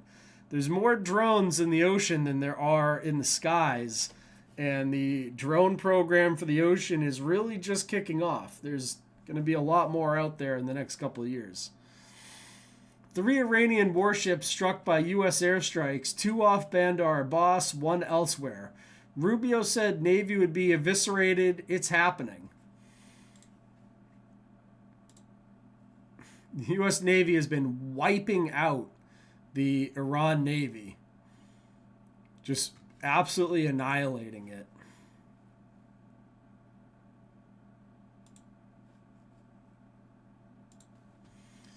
You can see here, U.S. CENTCOM forces have struck or sunk to the bottom of the ocean more than 20 ships from the Iranian regime. Last night, CENTCOM added a Soleimani-class warship to the list.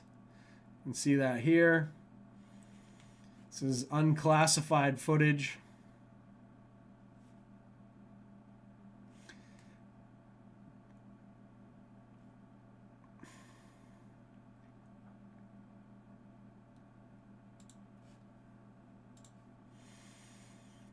Iran's Navy has made a critical mistake challenging the U.S. fleet. This video was by Subbrief. Scribe is how you stop explaining the same thing over and over. No, we're not. No. Fucking YouTube with their stupid ads. News today. So this comes out of the Subbrief guy.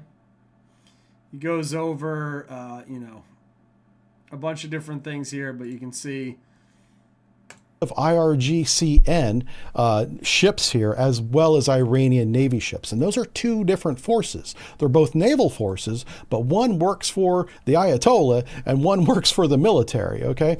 But both of those navies are here, and they're used to monitor ships coming in and out of the Straits of Hormuz. It's a very active port that's being expanded. And as you can see here, they've got the Fatah class submarines there, as well as multiple frigates are stationed out of here. This is what it looks like this week. It is on fire. There are no ships remaining, no Navy ships and no IRGCN Navy ships available anymore in the port of Jask. The only ships that were not destroyed by the United States Navy were the fishing boats. So the civilian boats can still operate and conduct their business, but there's no more military operating out of the port of Jask anymore. There was in excess of 10 IRGCN boats They have hundreds of these little boats, so destroying 10 to 20 is nothing in terms of taking down their numbers, but this is just the beginning. They're going to hit all of these boats, or all these ports going up the coastline. We're beginning in the south, working our way north. This is Jask. The second naval base in the south that was hit this week is the Artesh Naval Base. That's in Konarak. It's a little bit east of Jask, but has the same strategic capability due to its location. It's on the Gulf of Oman. It can monitor all the traffic coming in and out of the Straits of Hormuz, which is the purpose of these naval bases. Again, it's very large, very active, and this one had already been expanded. You know, this was a large port. Here we see 3 frigates that were in port at time of the war starting. You have the Jamaran, which is the ship that's on fire and sinking by the pier right there. There are 2 more frigates. That's the Bayandor and the Nagati that have not been hit yet. But within hours of this photo being taken, this photo was taken. This is from Vandar Imagery. And you can see in the south here, the ships are sunk by the pier. And I'm going to zoom in on that here in just a second. But I want you to see a large overview of the airfield and naval base and supply depot that's all in this location. This is like the big picture view here. The air base is just to the north where the smoke is kind of going up. All right, here's a zoomed in view on the same picture, and I'm going to take my camera off again so you can see it better. All right, I'm still here with you, but the 3 frigates that were sunk, you can see here, are completely submerged except for one that is rolled over on its starboard side with its, what appears to its stern may be submerged. Either way, these are all sunk. The U.S. Navy has just been cleaning up in Iran.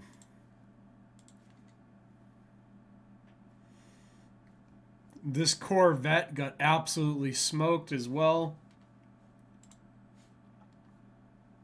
See it getting hit there.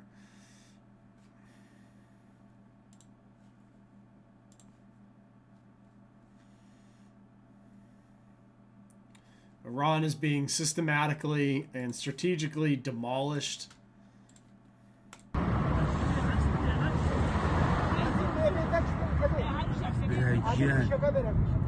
There's going to be a lot of infrastructure to rebuild, and the banksters will be giving out loans with interest to rebuild all of this. So Iran has that to look forward to, right? Macron is talking about deploying warships over there. You would think that this is some sort of AI video I'm about to play, but it's actually real. سلام خدمت بینندگان عزیز. مردم وقتی که میگه من فقط زیرساخت نظامی میزنم، اینجا محل پخش بنزین شمال شرق و شرق تهرانه. بنزین رو وقتی میزنه میخواد شما مردم اذیت بشید، میخواد کارهای نظامی نیست. بنزین برای مردمه، بنزین برای اینی که ماشین‌های شما، ماشین‌های امدادی و آمبولانس‌های شما راحت در شهر بچرخه. اینجایی که الان زده فاصله خیلی نزدیکی با مکان‌های مسکونی داره، یعنی خیلی محل عبور و مرور مردم و محل اسکان. They're systematically destroying all of this infrastructure, and as Denver Attaway on Rumble says, destroy all the ports so Chinese labor can rebuild all of the modernized for automated high-volume container shipment Belt and Road Initiative wars. It's exactly what you're looking at here. We've seen this play out in every one of the Belt and Road Initiative nations, and, you know, Iran didn't necessarily want the BRI to go through Israel, but I guarantee you the new regime that gets installed in there will be right on board with that. The Chinese will be dictating to them where and what to rebuild. The banksters will be handing out loans with interest to rebuild this country after it gets systematically demolished. And see here, Tehran's oil was lit up. Huge, massive demolishment of Iran oil infrastructure.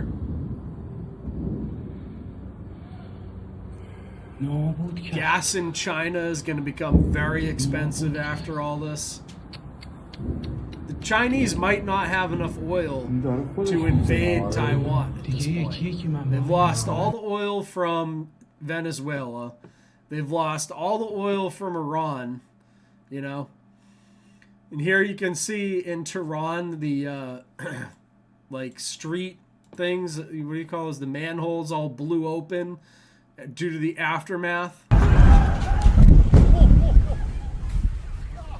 See that? That's absolutely nuts. Oil's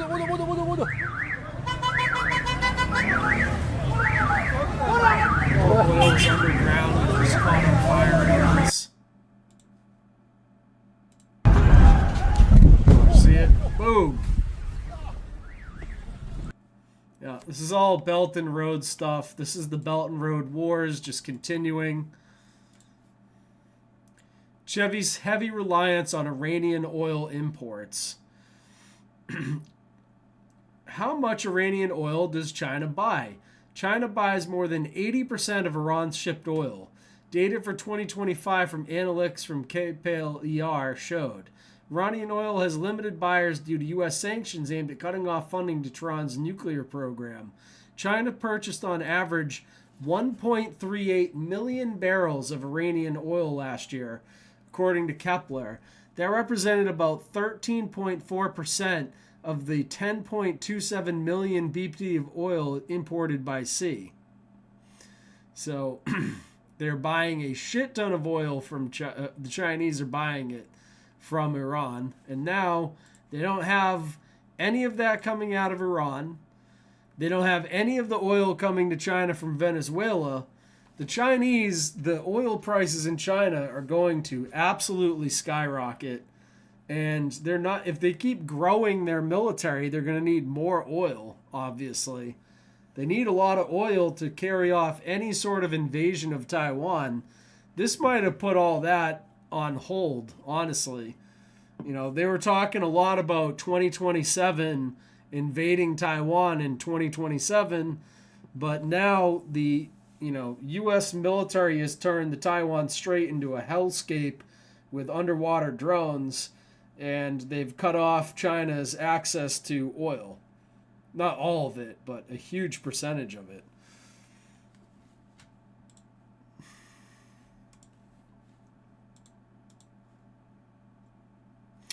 Another place that got absolutely smoked is this very strategic island called Karg Island. And if the Iranians are going to try to shut down, like really shut down the Strait of Hormuz, they would have needed this island in order to do so. Last night, U.S. forces executed a large-scale precision strike on Karg Island, Iran. The strike destroyed naval mine storage facilities, missile storage bunkers, and multiple other military sites. U.S. forces successfully struck more than 90 Iranian military targets on Karg. 90 targets. All on this one little island near the Strait of Hormuz.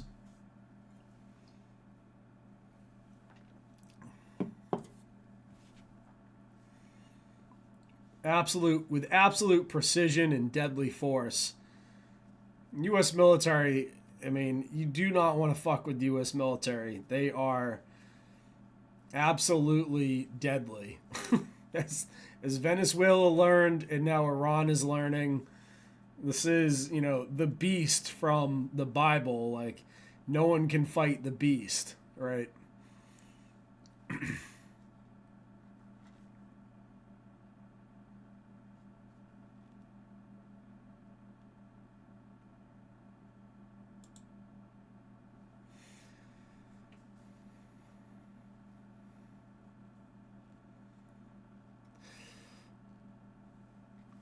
U.S. forces continue to degrade Iranian military capability.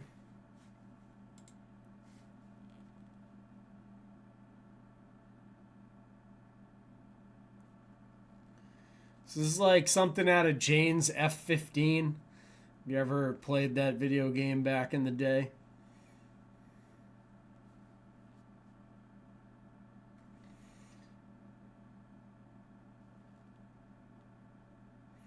Here we have a plane versus drone filmed in UAE.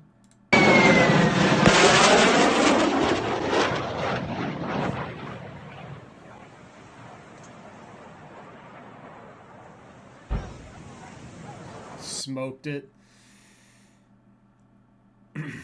Check out this drone hunt. A Shahid is chased down by an F-16 over the beaches of Dubai. This is a different video.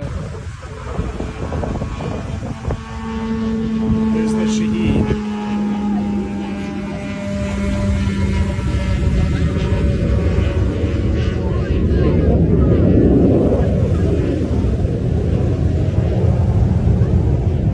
लो जी live drone आया, एक फट गया, एक दौड़ लगा, नहीं intercept हुआ है, ये वाला नहीं इंटरसेप्ट हुआ, ये जा रहा है अभी भी आगे, और जो लगा है ना वो ये देखिए,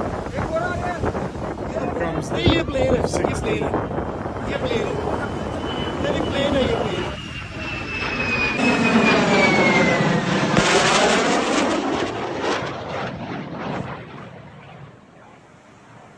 Shot an air-to-air missile at it. UAE is being involved in this because there's a ton of like American assets there. There's a bunch of international criminals there, you know, and you know, God forbid they have their day ruined. You know, the international criminals that all work out of Dubai, you know, they should be immune from all this type of activity, right? In Iran, the Space Research Center was demolished.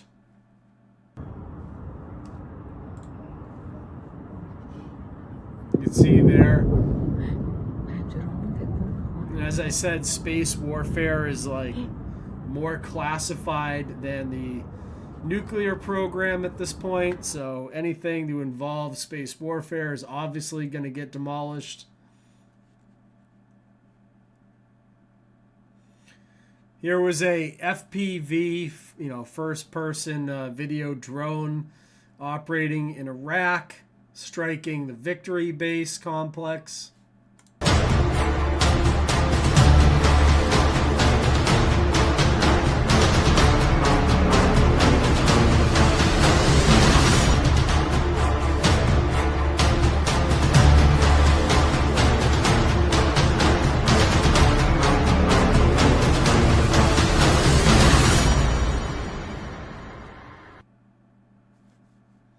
Hit that building. Massive fires being reported near Dubai International Airport following an Iranian drone strike. See out the window there. Huge fire at the Dubai International Airport, which is the busiest airport in the world currently. The reason being is Dubai is where all of the Westerners go to meet with people from the Middle East because they think it's a safe place to meet and have business meetings and things like that. I don't know. This war is going to change that perception dramatically. You know, because all these people that used to go there for business meetings and such are now trapped, like this guy. I'm currently trapped in Dubai, and you know, I'm becoming concerned. Now, a lot of people are carrying on with their lives as normal. We had a couple of missile strikes over the last week, and you know, I've lived here for 5 years, and I just want to go back to the UK to see my kids, to see my ex-wife, and I can't do that. You know, the private pilots aren't flying because they keep getting lock-ons from anti-air missiles. And the backlog to get a normal flight out is something like 5,000 people paying, you know, 6 figures to do that. It's starting to feel like we are the forgotten victims, you know, in this conflict. And instead of getting sympathy from our government or from our people, we just get jeers and laughter and told you so. You know, that's just classic stuff from the UK. You know, that dingy, miserable, envious little island full of seething chuds who want nothing more than to see you fail. I had a meeting with Justin Fuller at the Diamond Crystal Bar on Al Shabab Street about 24 hours ago, and he was talking about desert buggies driving out of Dubai, driving up to Turkey, up through Tunisia, which is a long, long way. And I said, I don't think we've got enough fresh water. I don't know how we're going to pack that much fresh water into a desert buggy, let alone talking about snacks or, you know, sandwiches or whatever else. It is frightening. It is a frightening situation. I don't know what to do. I'm out of ideas. And, the influencers are panicking. The food is incredibly rich. The sun has never been hotter. I mean, after a while, you do just start to feel like you're losing your mind out here. And when it's good, it's amazing. But when the missiles start falling down, the mood is slowly changing. Let's put it like that. So if you fell for that, I do too. Every time this guy gets me, this Damien Slash, that's a parody. That's not real. Okay, that's satire. But he gets me every time. Every once in a while he pops up on my Twitter feed, and at first I think it's real, and I'm like, what a fucking douchebag this guy is. Like, fuck you and your dune buggy. I haven't seen my kids for 5 years, or my ex-wife. I mean, it's just, if you actually re-listen to that, it's satire. It's a comedian who does these videos all the time, just pure satire, but very, very funny. And he's mimicking all of the influencers that actually are trapped in Dubai and actually do put out videos just like that one. There's been a ton of them. Tim Dillon did a really funny thing making fun of some British lady who's like, oh no, I'm trapped in Dubai. What am I going to do? I'm just trying to shop at GVC. And now this bomb's going off. The world is so ridiculous, I thought it was real. I know, it got me too. And I've seen this guy's videos before. And it still got me the first time I saw it. Very funny stuff. He's great at satire, obviously. Horrific scenes at Dubai Airport, one of the world's largest airports, is witnessing missile strikes.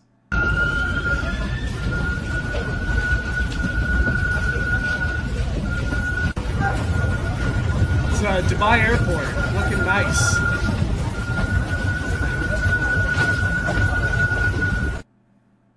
Yeah, Tim Dillon's last stream was so funny. He absolutely nailed this stuff. It was great. Explosion reported in Dubai following a drone attack from Iran.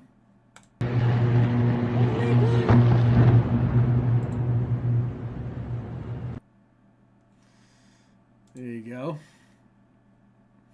Here's Andrew Tate in Dubai, another one of these jackass influencers that's there.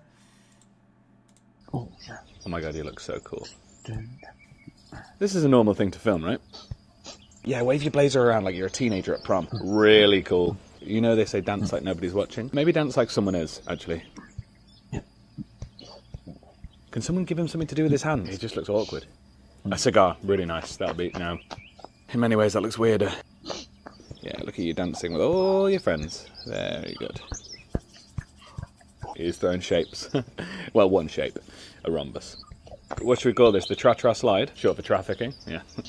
Sorry, I'll keep filming. No, this is really good. The best thing to do when you're dancing is to desperately try and appear cool. That makes you seem really cool.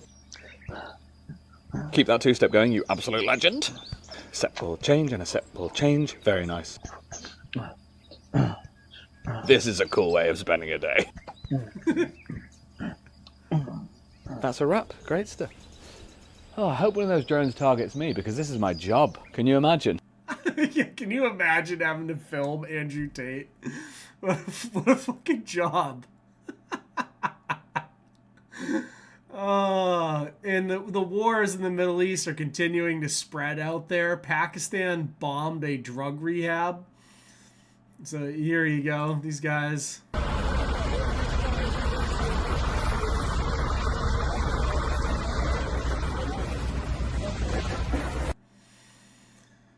And here you have CRAM in Baghdad. Video shows a U.S. CRAM system successfully intercepting incoming fire aimed at the U.S. Embassy in Baghdad.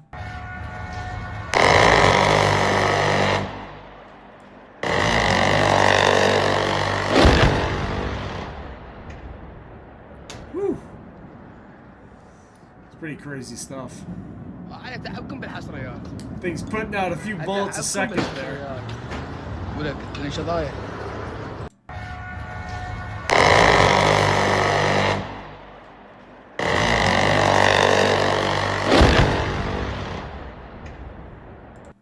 God damn. Strait of Hormuz, Trump out there. French President Macron about the coalition to reopen the Strait of Hormuz. Yeah, I have spoken to him. He's been on a scale of 0 to 10. I'd say he's been an 8. Not perfect. He's not a 9, obviously. That would be Brigitte. Are you confident that France 9 will out of help 10 with the reopening of Strait Definitely of Hormuz? trans. Yeah, I mean, sure. He's gonna. I think he's gonna help. I mean, I'll let you know. I spoke to him yesterday. I don't do a hard sell on them.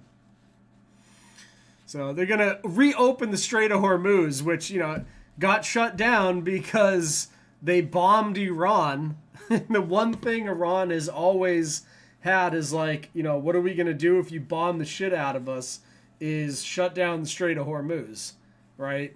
So now they need all types of mine-sweeping stuff and everything else to reopen the strait, because it's this strategic, point that Iran can shut down.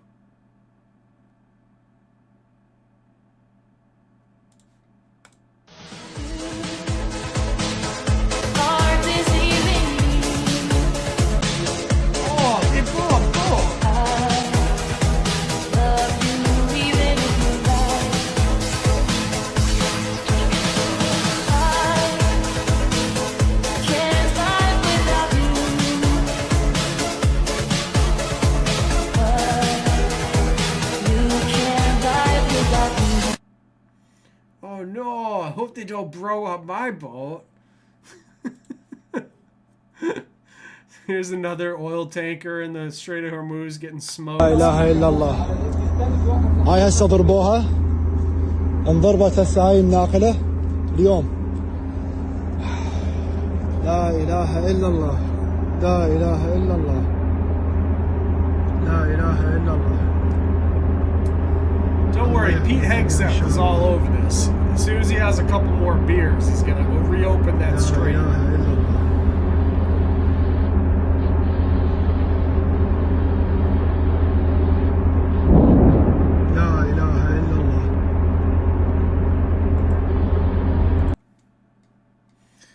Bahrain, first confirmed attack on Iran from Persian Gulf country caught on video. Missiles fired from the tiny little island nation of Bahrain using U.S. equipment.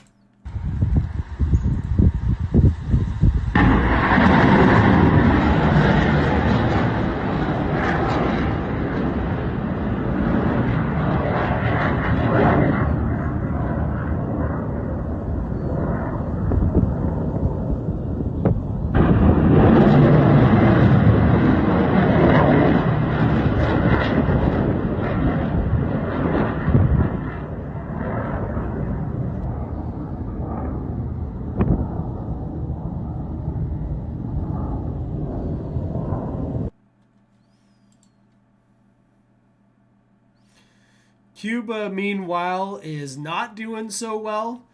Without any oil coming from Venezuela, their electrical grid has suffered a complete and total collapse.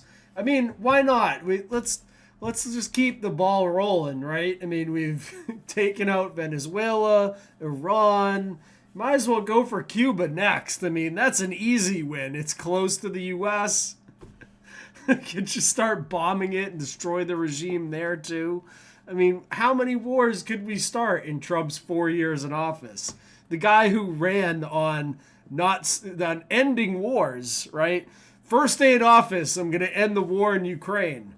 The war in Ukraine is still going on, but now we've got, capturing fucking Maduro. They sent J.D. Vance in there to take Maduro out. Fat J.D. Vance strolled in on a little bicycle and stole Maduro. And now we're taking out Iran. We got Cuba on the verge of total and complete collapse. And breaking news into CNN, Cuba's electrical grid has suffered a complete and total collapse. This is according to the country's power operator. It's the first nationwide blackout since the U.S. effectively shut off the flow of oil to Cuba. Yep. So they've turned off the lights in Cuba. That's going well for the Cuban people, I'm sure. And you can see here the Cuban Revolution is basically, it's going to look, I think the analysis of this is pretty accurate. It's going to look like the collapse of East Germany when that all fell apart, which was mainly peaceful, and it was a peaceful transition. And now Cuba's like basically just giving up communism because communism was always doomed to fail because it's based on Karl Marxist fucking nonsense. And Karl Marx was just a scribe for the League that actually wrote the book, the Communist Manifesto. And in the Communist Manifesto, it goes into how you need to have mode of production changes. And the last mode of production change was going from, like, you know, the Shire into the Industrial Revolution, which brought about, you know, capitalism. And you would need capitalism and competition to drive the world towards the next mode of production change, which would be robotics, probably, where you create so much excess without having to need human labor to create that excess that you would have a new mode of production change. And then after that, you could have communism. That's what Karl Marx wrote himself, or scribed for the League, I should say. And the world hasn't gotten there quite yet. So the world could not even support the Communist Manifesto as written by the League, inscribed by Karl Marx, because we haven't gotten to that next mode of production change.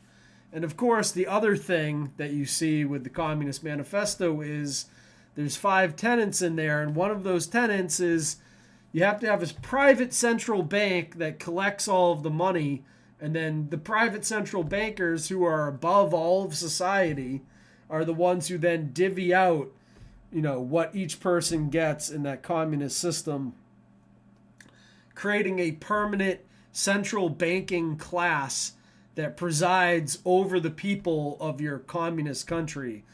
These are all the wet dreams of the satanic pedophile bankers that like to get massages on Epstein's Island.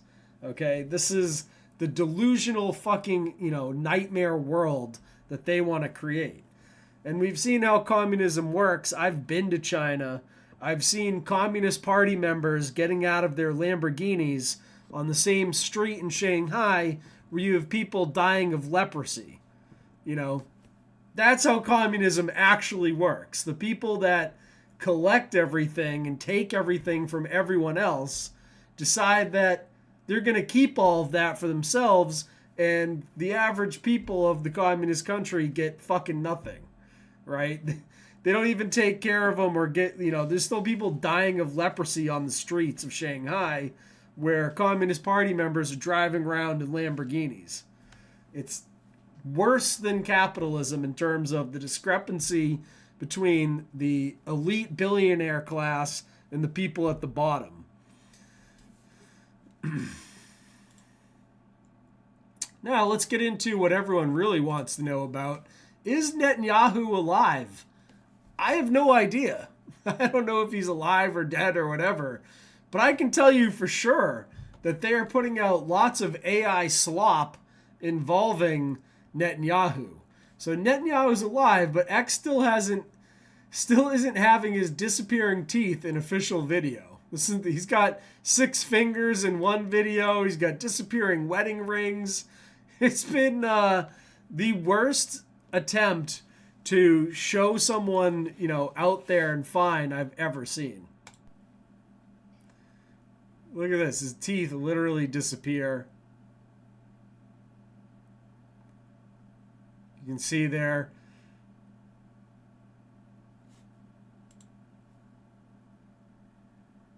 Frankie Six Fingers is alive. He very well could be. He could be in some bunker somewhere. He could be in the Chabad Lubavitch tunnels in New York City. but he certainly isn't out there making new videos, right? Netanyahu absent from latest military council, very unusual as assassination reports explode. Here you have the journalist Aditya Raj Kaul, who revealed Netanyahu's last public appearance, has been arrested by Israeli police. What the hell is happening? Right now in one of the locations that was attacked, you can see just behind me Prime Minister Benjamin Netanyahu, who has visited this place. This is one of the locations where a deadly attack took place. 9 people were killed, and there were, in fact, more than 25 who were injured out here. You could see Netanyahu, in fact, visiting this particular location out here. And this is the latest that we are picking up in Bet Shemshesh, where, in fact... So there you go. Netanyahu's out there. That's the last known sighting of Netanyahu, and the guy who reported it has been arrested by Israeli police. 5 fingers or 6. So here's our new LGBT proud Ayatollah out there proving he has 5 fingers. מה שאלת אותי? ראש הממשלה אומרים ברשת שאתה בכלל מת? אני מת על קפה, אתה יודע מה? אני מת על העם שלי. איך הם מתנהגים, פנטסטי. אתה רוצה לספור את מספר אצבעות? אתה יכול להראות לנו? פה. ראית? יפה מאוד. לחיים. אתה חושב המסר לאנשים שיוצאים ומתאווררים? לצאת להתאוורר, אבל ליד מרחב מוגן. והעמידה שלכם היא מדהימה, נותנת כוח לי, לממשלה, לצה"ל, למוסד. אנחנו עושים...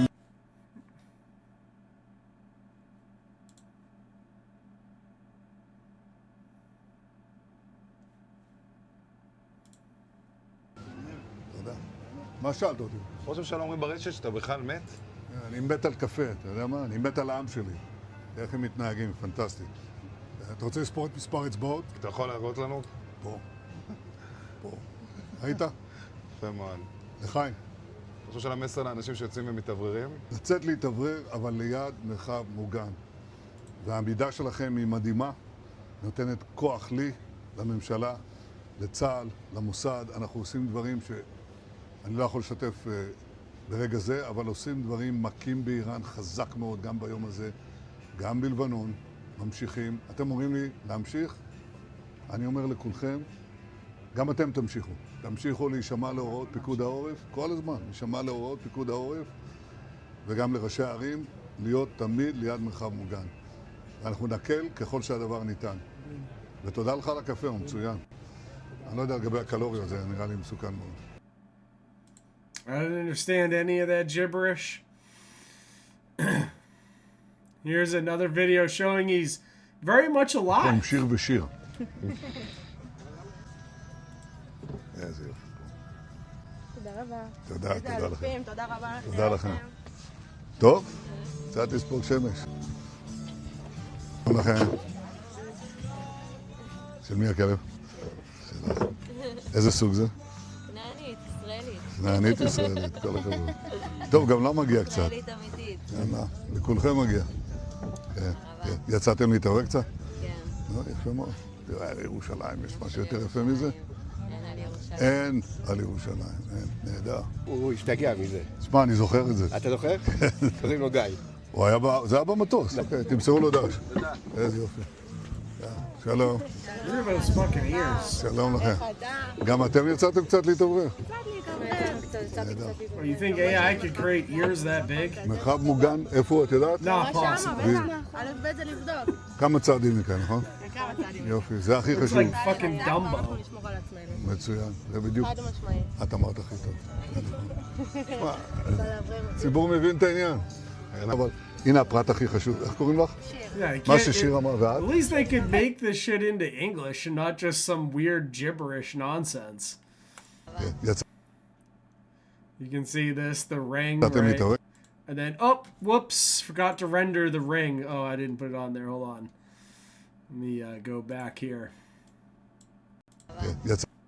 He's got a ring on. Then the ring's gone. It's the one ring to rule them all. Except it doesn't make the person disappear, just itself. He threw it into the depths of Mordor. It's gone now. Oh, it's back. Gone, and then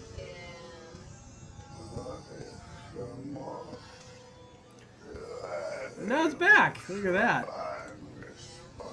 Maybe he has some like magical ring when he starts talking to women, it just disappears.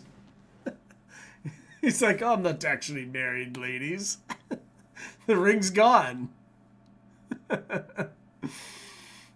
Is he dead? Netanyahu generally might be dead. This is the second likely AI video of him in just 2 days they've posted. Check the comments for analysis. 2026 is wild.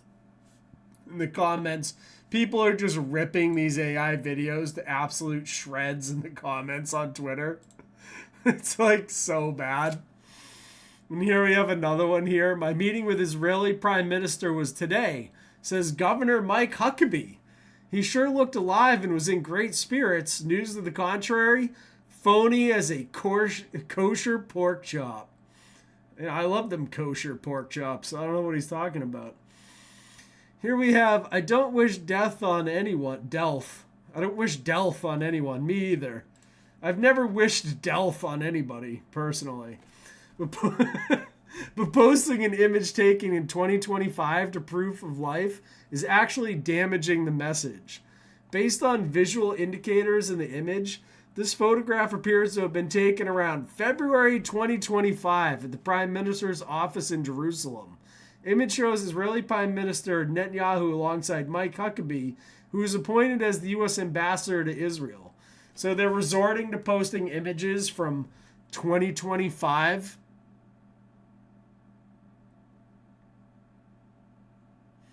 And here you got, could you teach us your facial exercise technique? Make sure you're okay. Oh, the president asked me.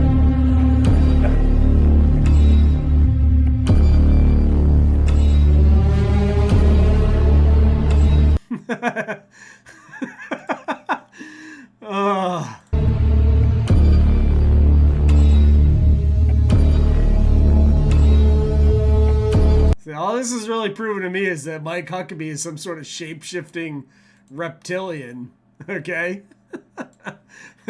Netanyahu's totally real. This is not AI. It's just that Mike Huckabee is a shape-shifting reptilian, okay? Look at this shit. Oh no. I called it out. Now X is like, nope, we can't show you anymore. You know too much, Titus. You figured out the reptilian conspiracy. It was never the eyes. It was always the weird Mike Huckabee face. Oh,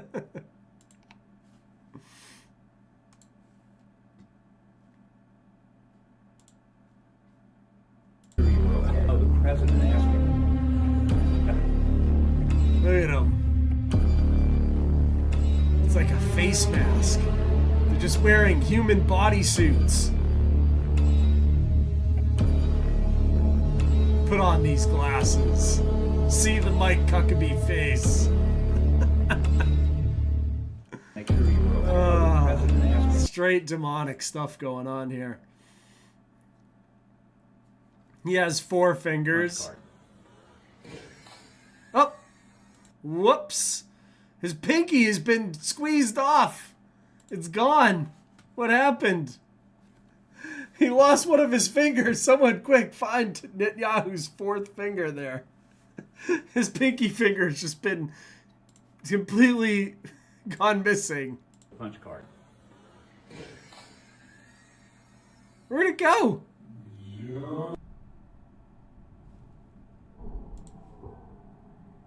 Went from 6 fingers to 4 fingers.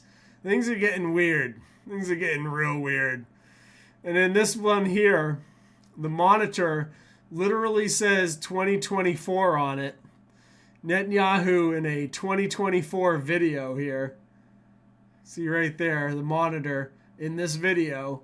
So you can see right there's the nice young lady serving him coffee. It says 2024 on it. So that's more evidence. This dude here thinks Netanyahu is totally fine. After the Here he is. There's Netanyahu. He's been lumered. Oh no, Netanyahu's been Laura lumered, everybody. Holy shit. It's the ugliest thing I've ever seen. Here's the analysis of Netanyahu. This guy thinks he's totally fine. After the video I made yesterday that's already over 5 million views, a lot of you had the question, how do I know that he was put in a medically induced coma before flying to Germany? Well, let me tell you. What you're watching behind me are the flight details of the wing of Zion, the aircraft for Bibi Netanyahu. But watch this. So the aircraft takes off from Tel Aviv. There we go, takes off. And then does this for about 4 hours. Why would the wing of Zion be circling the coast for about 4 hours? Well, the only thing that comes to mind for me is they are here putting him in the medically induced coma and trying to stabilize him along with probably some other victims. So I went to ChatGPT and asked ChatGPT, hey, give me some more information about this plane. So I asked, what's the registration flight number of this plane? And ChatGPT went, 4X ISR, Wing of Zion. As you just saw in the video, same code. Alright, let's keep going. I then asked, is there a hospital on board the plane, i.e. a hospital equipped well enough so you can stabilize someone and put them in a medically induced coma? Yep. Let's continue. Alright, let's have one more look. Right there, 4X ISR confirmed the wing of Zion. But let's look at the flight path, because he circles the coast of Gaza for about 4 hours-ish and then proceeds to go to Europe. So let's wait for him to fly to Europe. So after being stabilized inside the plane, he is then moved to Europe. Cyprus rejects him. They were like, you are not welcome here. He then flies to Greece, and Greece is like, no Malacca, try Italy. We don't want you here, Malacca. Keep going. So they come to Italy. Italia! And Italia was like, no, ma che cazzo, e vaffanculo, keep flying. Maybe France. No, France also, nope. Germany? Of course Germany will accept the Zionist Nazi leader. Yeah. So he arrives in Berlin, where he then allegedly spent some time in hospital with his 6 fingers and eventually passed away, not only because of his injuries, but allegedly also because of negligence. Possibly. This guy has gotten to write a lot of different things, so that could be what happened. No one really knows. What we do know is this is hella cringe, bro. Not feeling it. Yeah, very cringe. Very cringe presentation. We didn't need all that from Gingerbeard there. But let's move on. Arkansas was proud to welcome TPUSA's Miss Erica Kirk. I just thought what was interesting there was the flight pattern and, you know, that kind of stuff. So, Arkansas was proud to welcome TPUSA's and Miss Erica Kirk. Excited to have you here as we work to bring Club America chapters to students across Arkansas and empower the next generation of leaders. Yeah, I know who we should be bringing to all the high school people out there is this weird Erica Kirk lady who's tied into like these weird Romanian things with child trafficking and stuff of that nature. Yeah, let's just bring her shit to all the fucking students of America.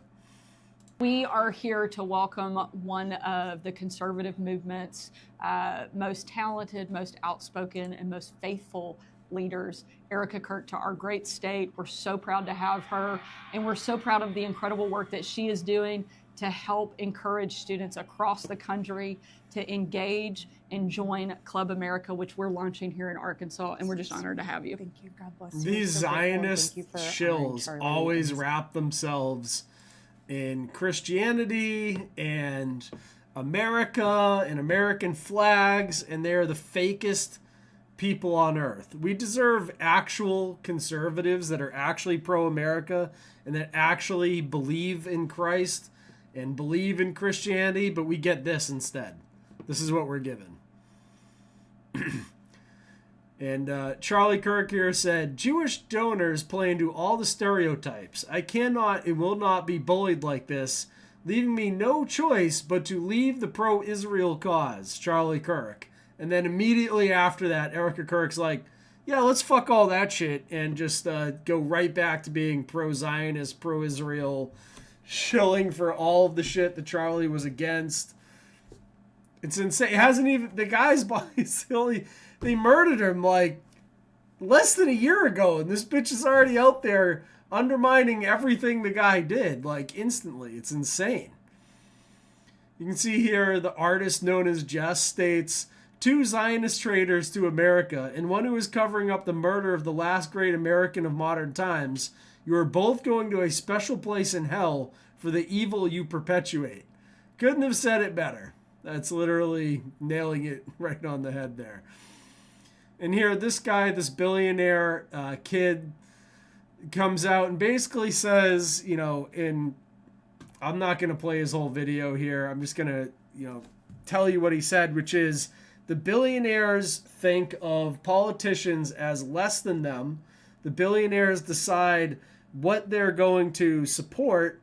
And, if the politicians don't do that, they get rid of them and replace them with other politicians, because politicians on the social hierarchical scale are much lower than billionaires. And billionaires tell them, what policies they need to be aligned with, such as foreign policy. And if they don't do that, they get rid of them. And that's what happened to Charlie Kirk. Charlie Kirk went against the Zionist, billionaire cause, and the billionaires got rid of him. And here, this insurrection Barbie, we've heard this for 10 years, Black Pillar, and that's MAGA's completely 100% utterly dead. MAGA is now just a zombie skin suit worn by Mark Levin, Bill Ackman, Barry Weiss, Jared Kushner, Captive Dreamer, Ben Shapiro, Douglas Murray, Chris Rufo, Marco Dubowitz, Shabos Kestenbaum, Eyal Yacobi, John Poderitz, and Batya Ungar Sargon. He's like, the future of MAGA is now Insurrection Barbie and Mark Levin. Enjoy. 100% accurate. Laura Loomer out there. Laura Loomer might be the only woman who can walk around India and not be sexually assaulted. She is at the Taj Mahal. Even the Indians are like, oh, no send me bobs and vagine. No want. Her DMs have never been infiltrated by Indian men looking for bobs and vagine. Totally safe in India, Laura Loomer. She's so gross. And here we have Graham Allen, one of these Zionist shills. Graham, stop talking about Candace Owens. As long as she continues her evil and demonic attacks against Erica Kirk, the widow of my friend Charlie, I will not stop. Everybody always goes, oh, Graham, why? Candace Owens, why? Because she's still doing it, and she's still crossing the line with my friend's widow. And maybe you're the type of person that you will allow a friend of yours, their widow, if they were to pass away, maybe you're the type of person that will not protect that widow. Maybe you're the type of person who would just... I don't know any of my friends whose widow has gone on to wear, black tight pants and come out to sparklers and immediately start doing fundraising shit and then take the organization that my friend made and turn it on its head against everything he stood for. I don't know anyone that's done that, Graham Allen, so no one else has been put in this situation ever, as far as I know.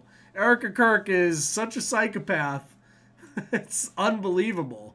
Let's move on. I'm not. I am not getting to heaven in the pearly gates and Jesus look at me and go, why didn't you stand up there? Not happening. Not happening to me. Another thing I want to say. Yeah, well, to Jesus all gonna of be you, like, you go straight to hell, friends of Charlie out there that have microphones just like I have, that came up with Charlie. Many of you I stood on stage with for many, many, many years. Where are you? Why aren't you saying anything?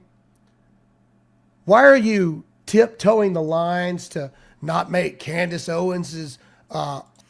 What's worse, not saying anything about this perceived nonsense you made up, or not saying anything about the slaughtered children of Palestine, or all the abused children on Epstein Island, which was a Zionist op? Oh, that's right. You're pretty silent on all of those topics, aren't you, Graham Allen? But people making fun of Erica Kirk, well, there's something to talk about. Audience mad at you, and or worse, Candace herself being mad at you. Perhaps you have skeletons in your closet. I don't know. But I want you to know that I respect none of you. Good. None of us respect you either. We don't even know who the fuck you are, to be honest. I love his hat. Never woke. Holy moly.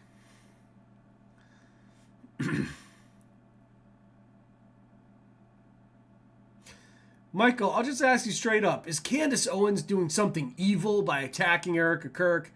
I know, I think it's wrong to attack Erica Kirk. Say the sentence with her name in it.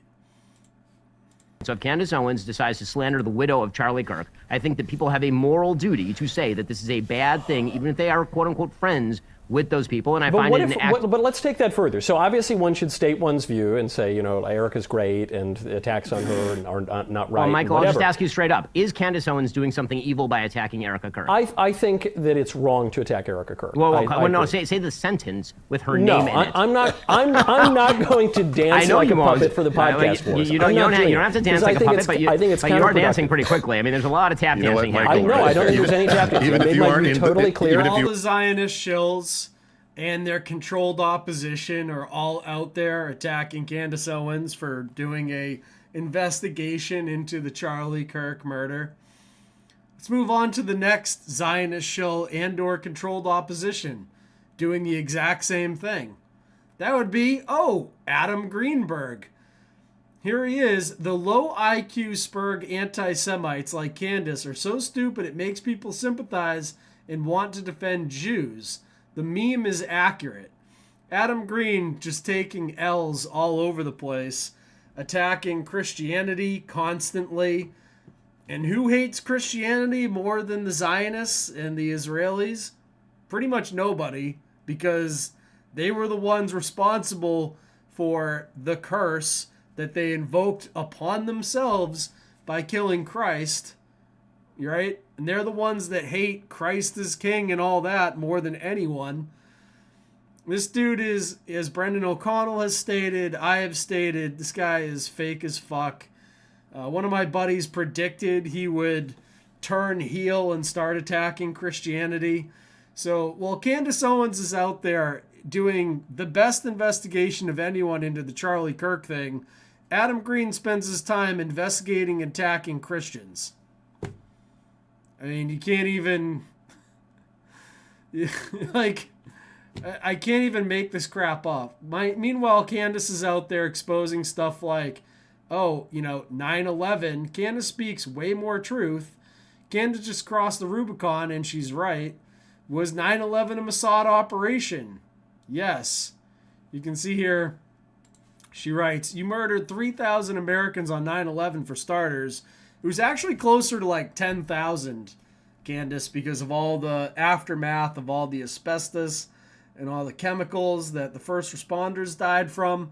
It was almost about 10,000 Americans they murdered that day.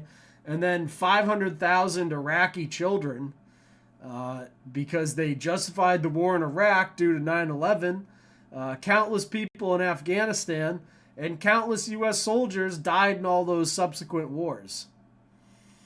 And here Candace Owens brought up Kay Griggs, which exposed some extremely important stuff back in the day. And if you want to understand like the whole Charlie Kirk assassination, and you want to understand the whole Epstein Island thing, you need to go listen to the full Kay Griggs interview, which is somewhere around 7 hours. And even Brendan O'Connell was forced to give Candace Owens props for her exposing the Kay Griggs talks thing. So very important stuff. It has to do with, you know, the military being infiltrated by a bunch of homosexuals and sexual deviants, just like how the elites control media with the same, and how the Israeli military does wet ops in conjunction with the Navy SEALs and things like that. And the Israelis are the ones doing these wet ops on American soil.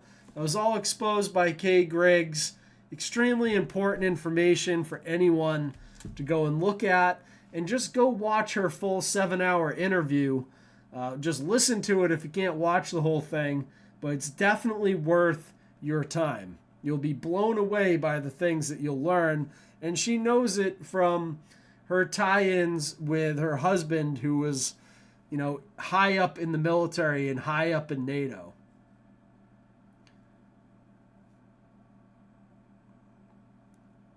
And here you can see these guys are attacking Christ as King, just like, you know, their boy Adam Green does. God forbid you say Christ is King to these people. Although it is being used online in a way that is meant to say, screw you, Jew. What? It is being used in a context very directly to say, I hate Jews, and that's almost an online code word. No, it's not. But continue on there, fat boy. Christ is King is, I hate the Jew. Is that your view, or why do you say that? Because you see the people who are saying it, and they're saying it in that context. They're saying Jews are horrible, good, like they're attacking Jews, and they end with Christ is King, to make it sound like somehow there's a biblical basis for attacking Jews. Look, Jesus was a Jew. And by the way, the twisted theology... Not in the context that you're trying to say he was. Jesus was white. The ancient Israelites were white. Pontius Pilate described Jesus as having blonde hair and blue eyes. There was a famous Roman historian who was at the trial of Jesus who also described him as being a white guy. The Nazarites, according to the Bible, were as white as snow. To be Adam meant to be ruddy in the face. And if you look ruddy in the face up in the Bible, it becomes very clear that the ancient Israelites, not the modern day ones, the ancient ones were white people, and those tribes moved out of Israel and now inhabit like Europe and England and America, and those are the people who have spread the word of God, which is why when Jesus came around, he had his disciples not stay in the Middle East. He sent them to where? Europe, to reach God's people, which were white people, right? That says Jews are Christ killers, and that's been used to justify anti-Semitism, to justify persecution and murder. Look, as I read the Gospels, Jesus went to the cross willingly. He made the choice to go to the cross, and it was not the Jews who killed Jesus. It was me. It was the Pharisees, bro. That's who did it. It was you. Look, Jesus died for our sins because man is fallen, and the wages of sin is death. And Jesus took on the punishment that you deserve and I deserve so that we could be covered in his blood and receive salvation, not through works, not through... This guy should just stay away from interpreting the Bible. He's just completely off his rocker. But it's all right. Adam Green does think that Elijah Schaffer, this is a guy who just got caught. You know, we've discussed this Elijah Schaffer dude previously. He's clearly a homosexual. He got caught cheating on his wife, trying to bang a bunch of he just tries to basically bang anything that he can stick his wiener into. And here he's looking like a complete faggot smoking a cigar, and in front of a black cube, by the way. And Adam Green's like, say what you want about Elijah Schaffer and the Christian hypocrisy, but there's no denying the man had aura. What aura am I supposed to be looking at here? The aura of a faggot? Like, what is this? Like, aura? Are you kidding me? Get the fuck out of here with this shit. This dude doesn't have any aura. But hey, you know, if you're not attacking Christians, you ain't doing the Jews' work, right, Adam? So that's just unbelievable. I can't believe people watch that guy's shit and actually believe his fucking content. It's gone so off the rails over the last couple of years, it's unbelievable. And here's just a reminder that the same Elijah Schaffer right here, an underage Nick fan told Nick that Elijah tried getting him drunk to have sex with him, and Nick still collaborates with him. So that's the aura I think that Adam Green's talking about right there. Getting underage Nick fans drunk to have sex with them. Male fans. Way to go. There's your aura, okay? It's a Chad if I've ever seen one. Right. Here's Elijah Schaffer crashing out more because this Brittany Venti person made a parody of his Give Send Go. Cycling through. Elijah Schaffer's the first guy in history to get caught cheating on his wife and then say it was the Jews that made him do it. Through those profile pictures, Elijah has provided us with even more cigar photos because he needs to have a phallic object in his mouth at all times. He appears to be thirsting after a lot of girls on the timeline. He's even getting horny for Haktua. But you know what? It's okay. Elijah has posted Bible quotes about those pesky, nagging women who nag him to not cheat. During Elijah's generational crash out, he decided that he actually didn't grift enough or get enough money from his fans, so he opened a Give Send Go. That's right, he wants you, the jury, to pay for him fucking up his own life. So after he tries to crowdfund this money of $20,000 just because, he had to lower his goal apparently multiple times, and now it's currently at $5,000. Because after only a day of launching it, he made under $1,000. I guess he was feeling pretty booty blasted about not making his goal and decided to take it out on me because I guess his car payment was due. He had to get those numbers up. In response to Elijah's melty on X, I decided to make my own Give Send Go for financial compensation of Elijah hurting my feelings. And I guess I hit a nerve because that made him really mad. Warning, he is in his peak alpha male energy in his catty response. Alright, let's read his crash out about me. Brittany Venti is a disgusting whore with a fat roast beef labia. Every guy who fucks her tells me. Does he think he's Regina George writing in the burn book? This girl is the nastiest skank bitch I've ever met. Brittany Venti has a big fat pussy, and she is also a big fat disgusting slut. She has nothing going on for her besides her extremely saggy tits. Saying this on a Sunday, no less. My friends who fucked her, all 100,000 of them, were disgusted by her giant areola to nipple ratio. He's acting like a jealous woman that's talking about a guy that rejected her, where she's like, oh yeah, well, I heard his donger was small. Closes out with, gross bitch with STDs, stay away. I find it quite ironic that he's accusing me of having STDs when he's the one sleeping around and then trying to sleep with his wife afterward, and then blaming her for not wanting to sleep with. Yeah, it's pretty disgusting. Definitely not. Someone said Chad. I would not call that Chad behavior. You go here.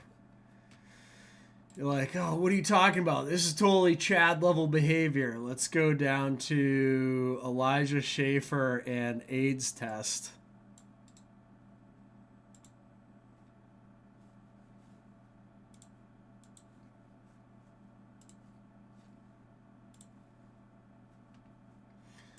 Here's your Chad guy here at a straight friendly gay bar. There's your Chad energy for you right there. There's a lot. Meanwhile, this guy has a lisp and speaks extraordinarily homosexually. Okay, here he is at a gay bar, a straight friendly gay bar. There's your aura for you. Okay, you can look at this photo and still be like, oh yeah, he's got mad Chad energy. I don't know. I don't know what's wrong with you. I mean, maybe you think going to gay bars and hanging out with extremely homosexual Nick Fuentes is Chad energy, but that's not what I think of as Chad, okay? Look at this shit. I do hope that his wife got an AIDS test, because holy moly. Pot Awful did an excellent video on Elijah Schaffer as well. Very, very funny. He was stuck in the Matrix at one point. Like, he woke up in some hotel where all the water was leaking, and like, it was the craziest thing I've ever seen. Guys had one of the biggest meltdowns online I've seen in years. Straight friendly aura, exactly. This is Fort Lauderdale International Airport yesterday. People are having to show up for their flights ridiculously early due to the Dems DHS shutdown. I didn't see this. I just flew to England. I literally just got back this past weekend. And there was so few people on the flight that I was shocked. I've never seen it that light on the airplane since COVID. And I used to fly around during COVID because we're defense contractors. So I was able to... I had like a letter from the Undersecretary of Defense saying I was allowed to travel wherever I wanted because we're a critical infrastructure. But I haven't seen it that light in the airport since then. But I did have some dumbass liberal woman in the airport telling me she was glad DHS was shut down and that like TSA pre-check was shut down and all of this kind of stuff. That's not helpful to anybody. Okay, it just makes the security line longer. You have to deal with all the non-TSA pre-check bullshit. It's ridiculous. I haven't seen this kind of stuff going on, but supposedly this is going on at like Fort Lauderdale and these other places where the lines are extremely long to get through security. And they even have people sleeping overnight in Houston as the TSA lines broke down, leaving travelers stranded and waiting for hours. So it was basically like a sleepover situation at the Houston airport. And I do have lots of travel coming up as well. So I hope this doesn't continue on. They need to refund the government. You know, this is what they're doing. They're protecting these types of people. Okay, this guy here was just caught by ICE. Massachusetts man intending to have sex with 14-year-old gets 7 years after ICE HSI sting. They're not going after like the fucking farmers picking strawberries for Driscolls that are here illegally and get treated like human slaves. No, they're not going after those people. What they're going after, ICE is going after guys like this. 43-year-old U.S. citizen Artho Pacanco sentenced March 9th for traveling to New Hampshire to have sex with a minor. Okay? Stop defunding ICE and Department of Homeland Security just because you're a dumb liberal fucking asshole and you want to protect like Mexicans or some fucking bullshit. Okay? What they're going after primarily is these types of dudes. And the only thing you're doing by shutting down DHS and TSA and all this kind of stuff is causing average people and business people trying to travel all types of nightmare headaches that they don't need. Air travel sucks enough without DHS being shut down. Okay? We don't need huge lines for security and all types of problems and having TSA pre-check shut down. Just fucking stop. Fund DHS and enough with the bullshit. No one wants to have to deal with this crap when they travel, okay? That's all I have to say about it.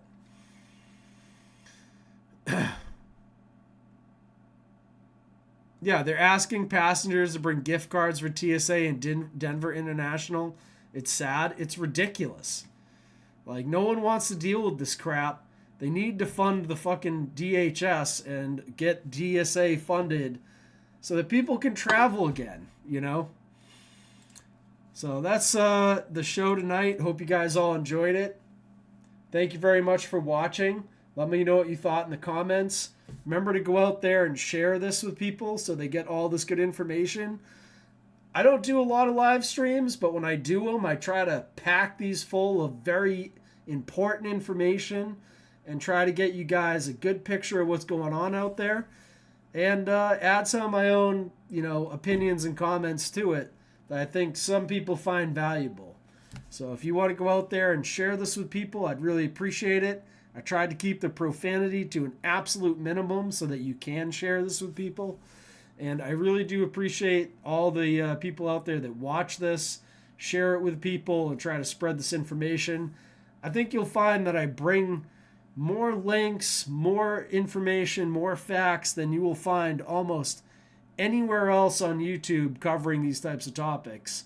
And I'll try to break these down into some smaller videos for people and republish parts of this, like if you want just the section on Epstein, I'll put that into a video. If you want the Iran war section, I'll do that. The Netanyahu could be a section as well. And I'll try to publish those over the next coming days. I have the Thomas Schoenberger, Isaac Cappy thing coming out in the next couple days.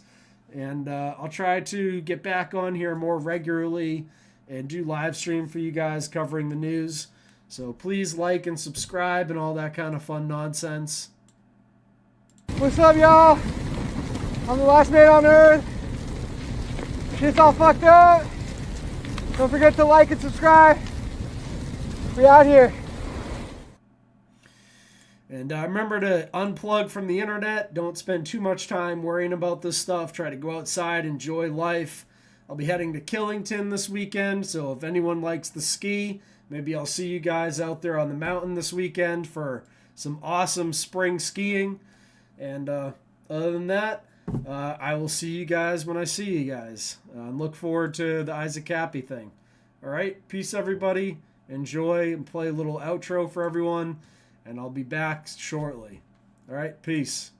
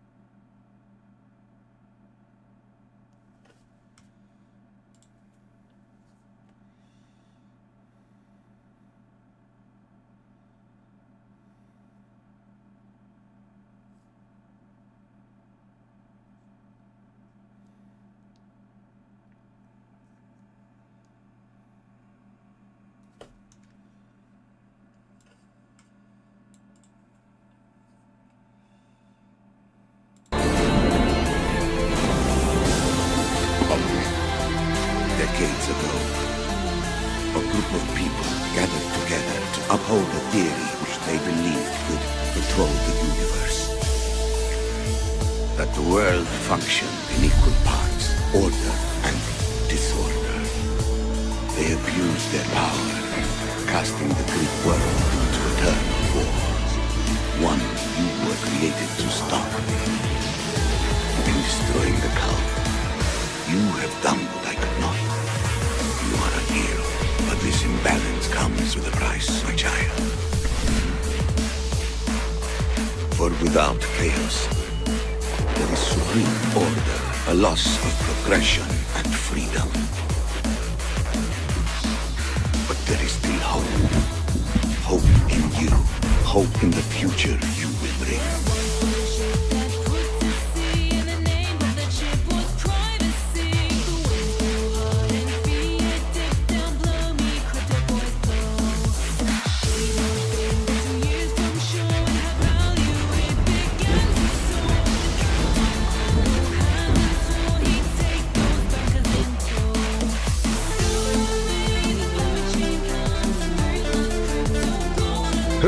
form following the function of what, and what I am is a man in a mask. I can see that. Of course you can.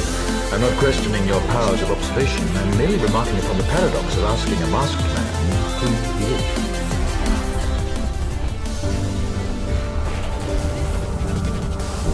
When I sacrifice my youth to defend what's ours. When I say no to a law we never voted for. When I stop feeding an empire a world away. When I surrender my body, not my mind. When I ask God to look the other way.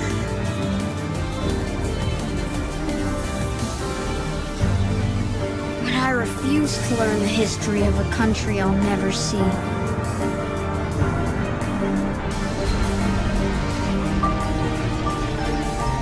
When I decide, it will be them, not us. Men dream. But dreams hold no value here. What was first the bright light of hope?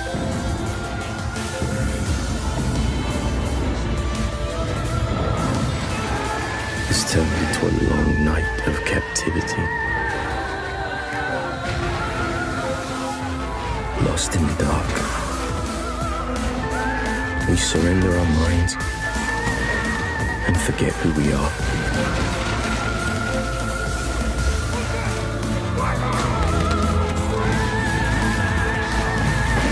But some of us have woken up.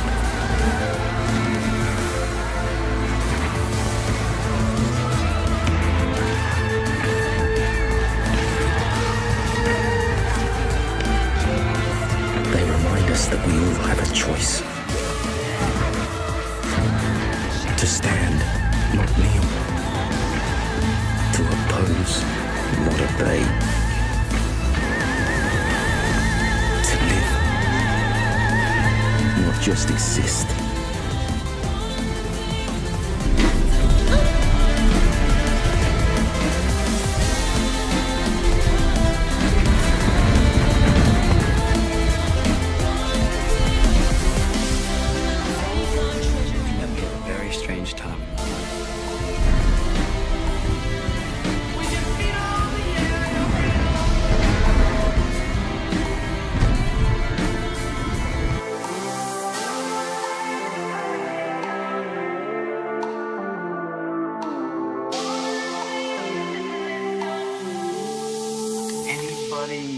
You think is evil. Huh? Don't you think that's a little weird, a little psycho? You know what I think is psycho, Rob?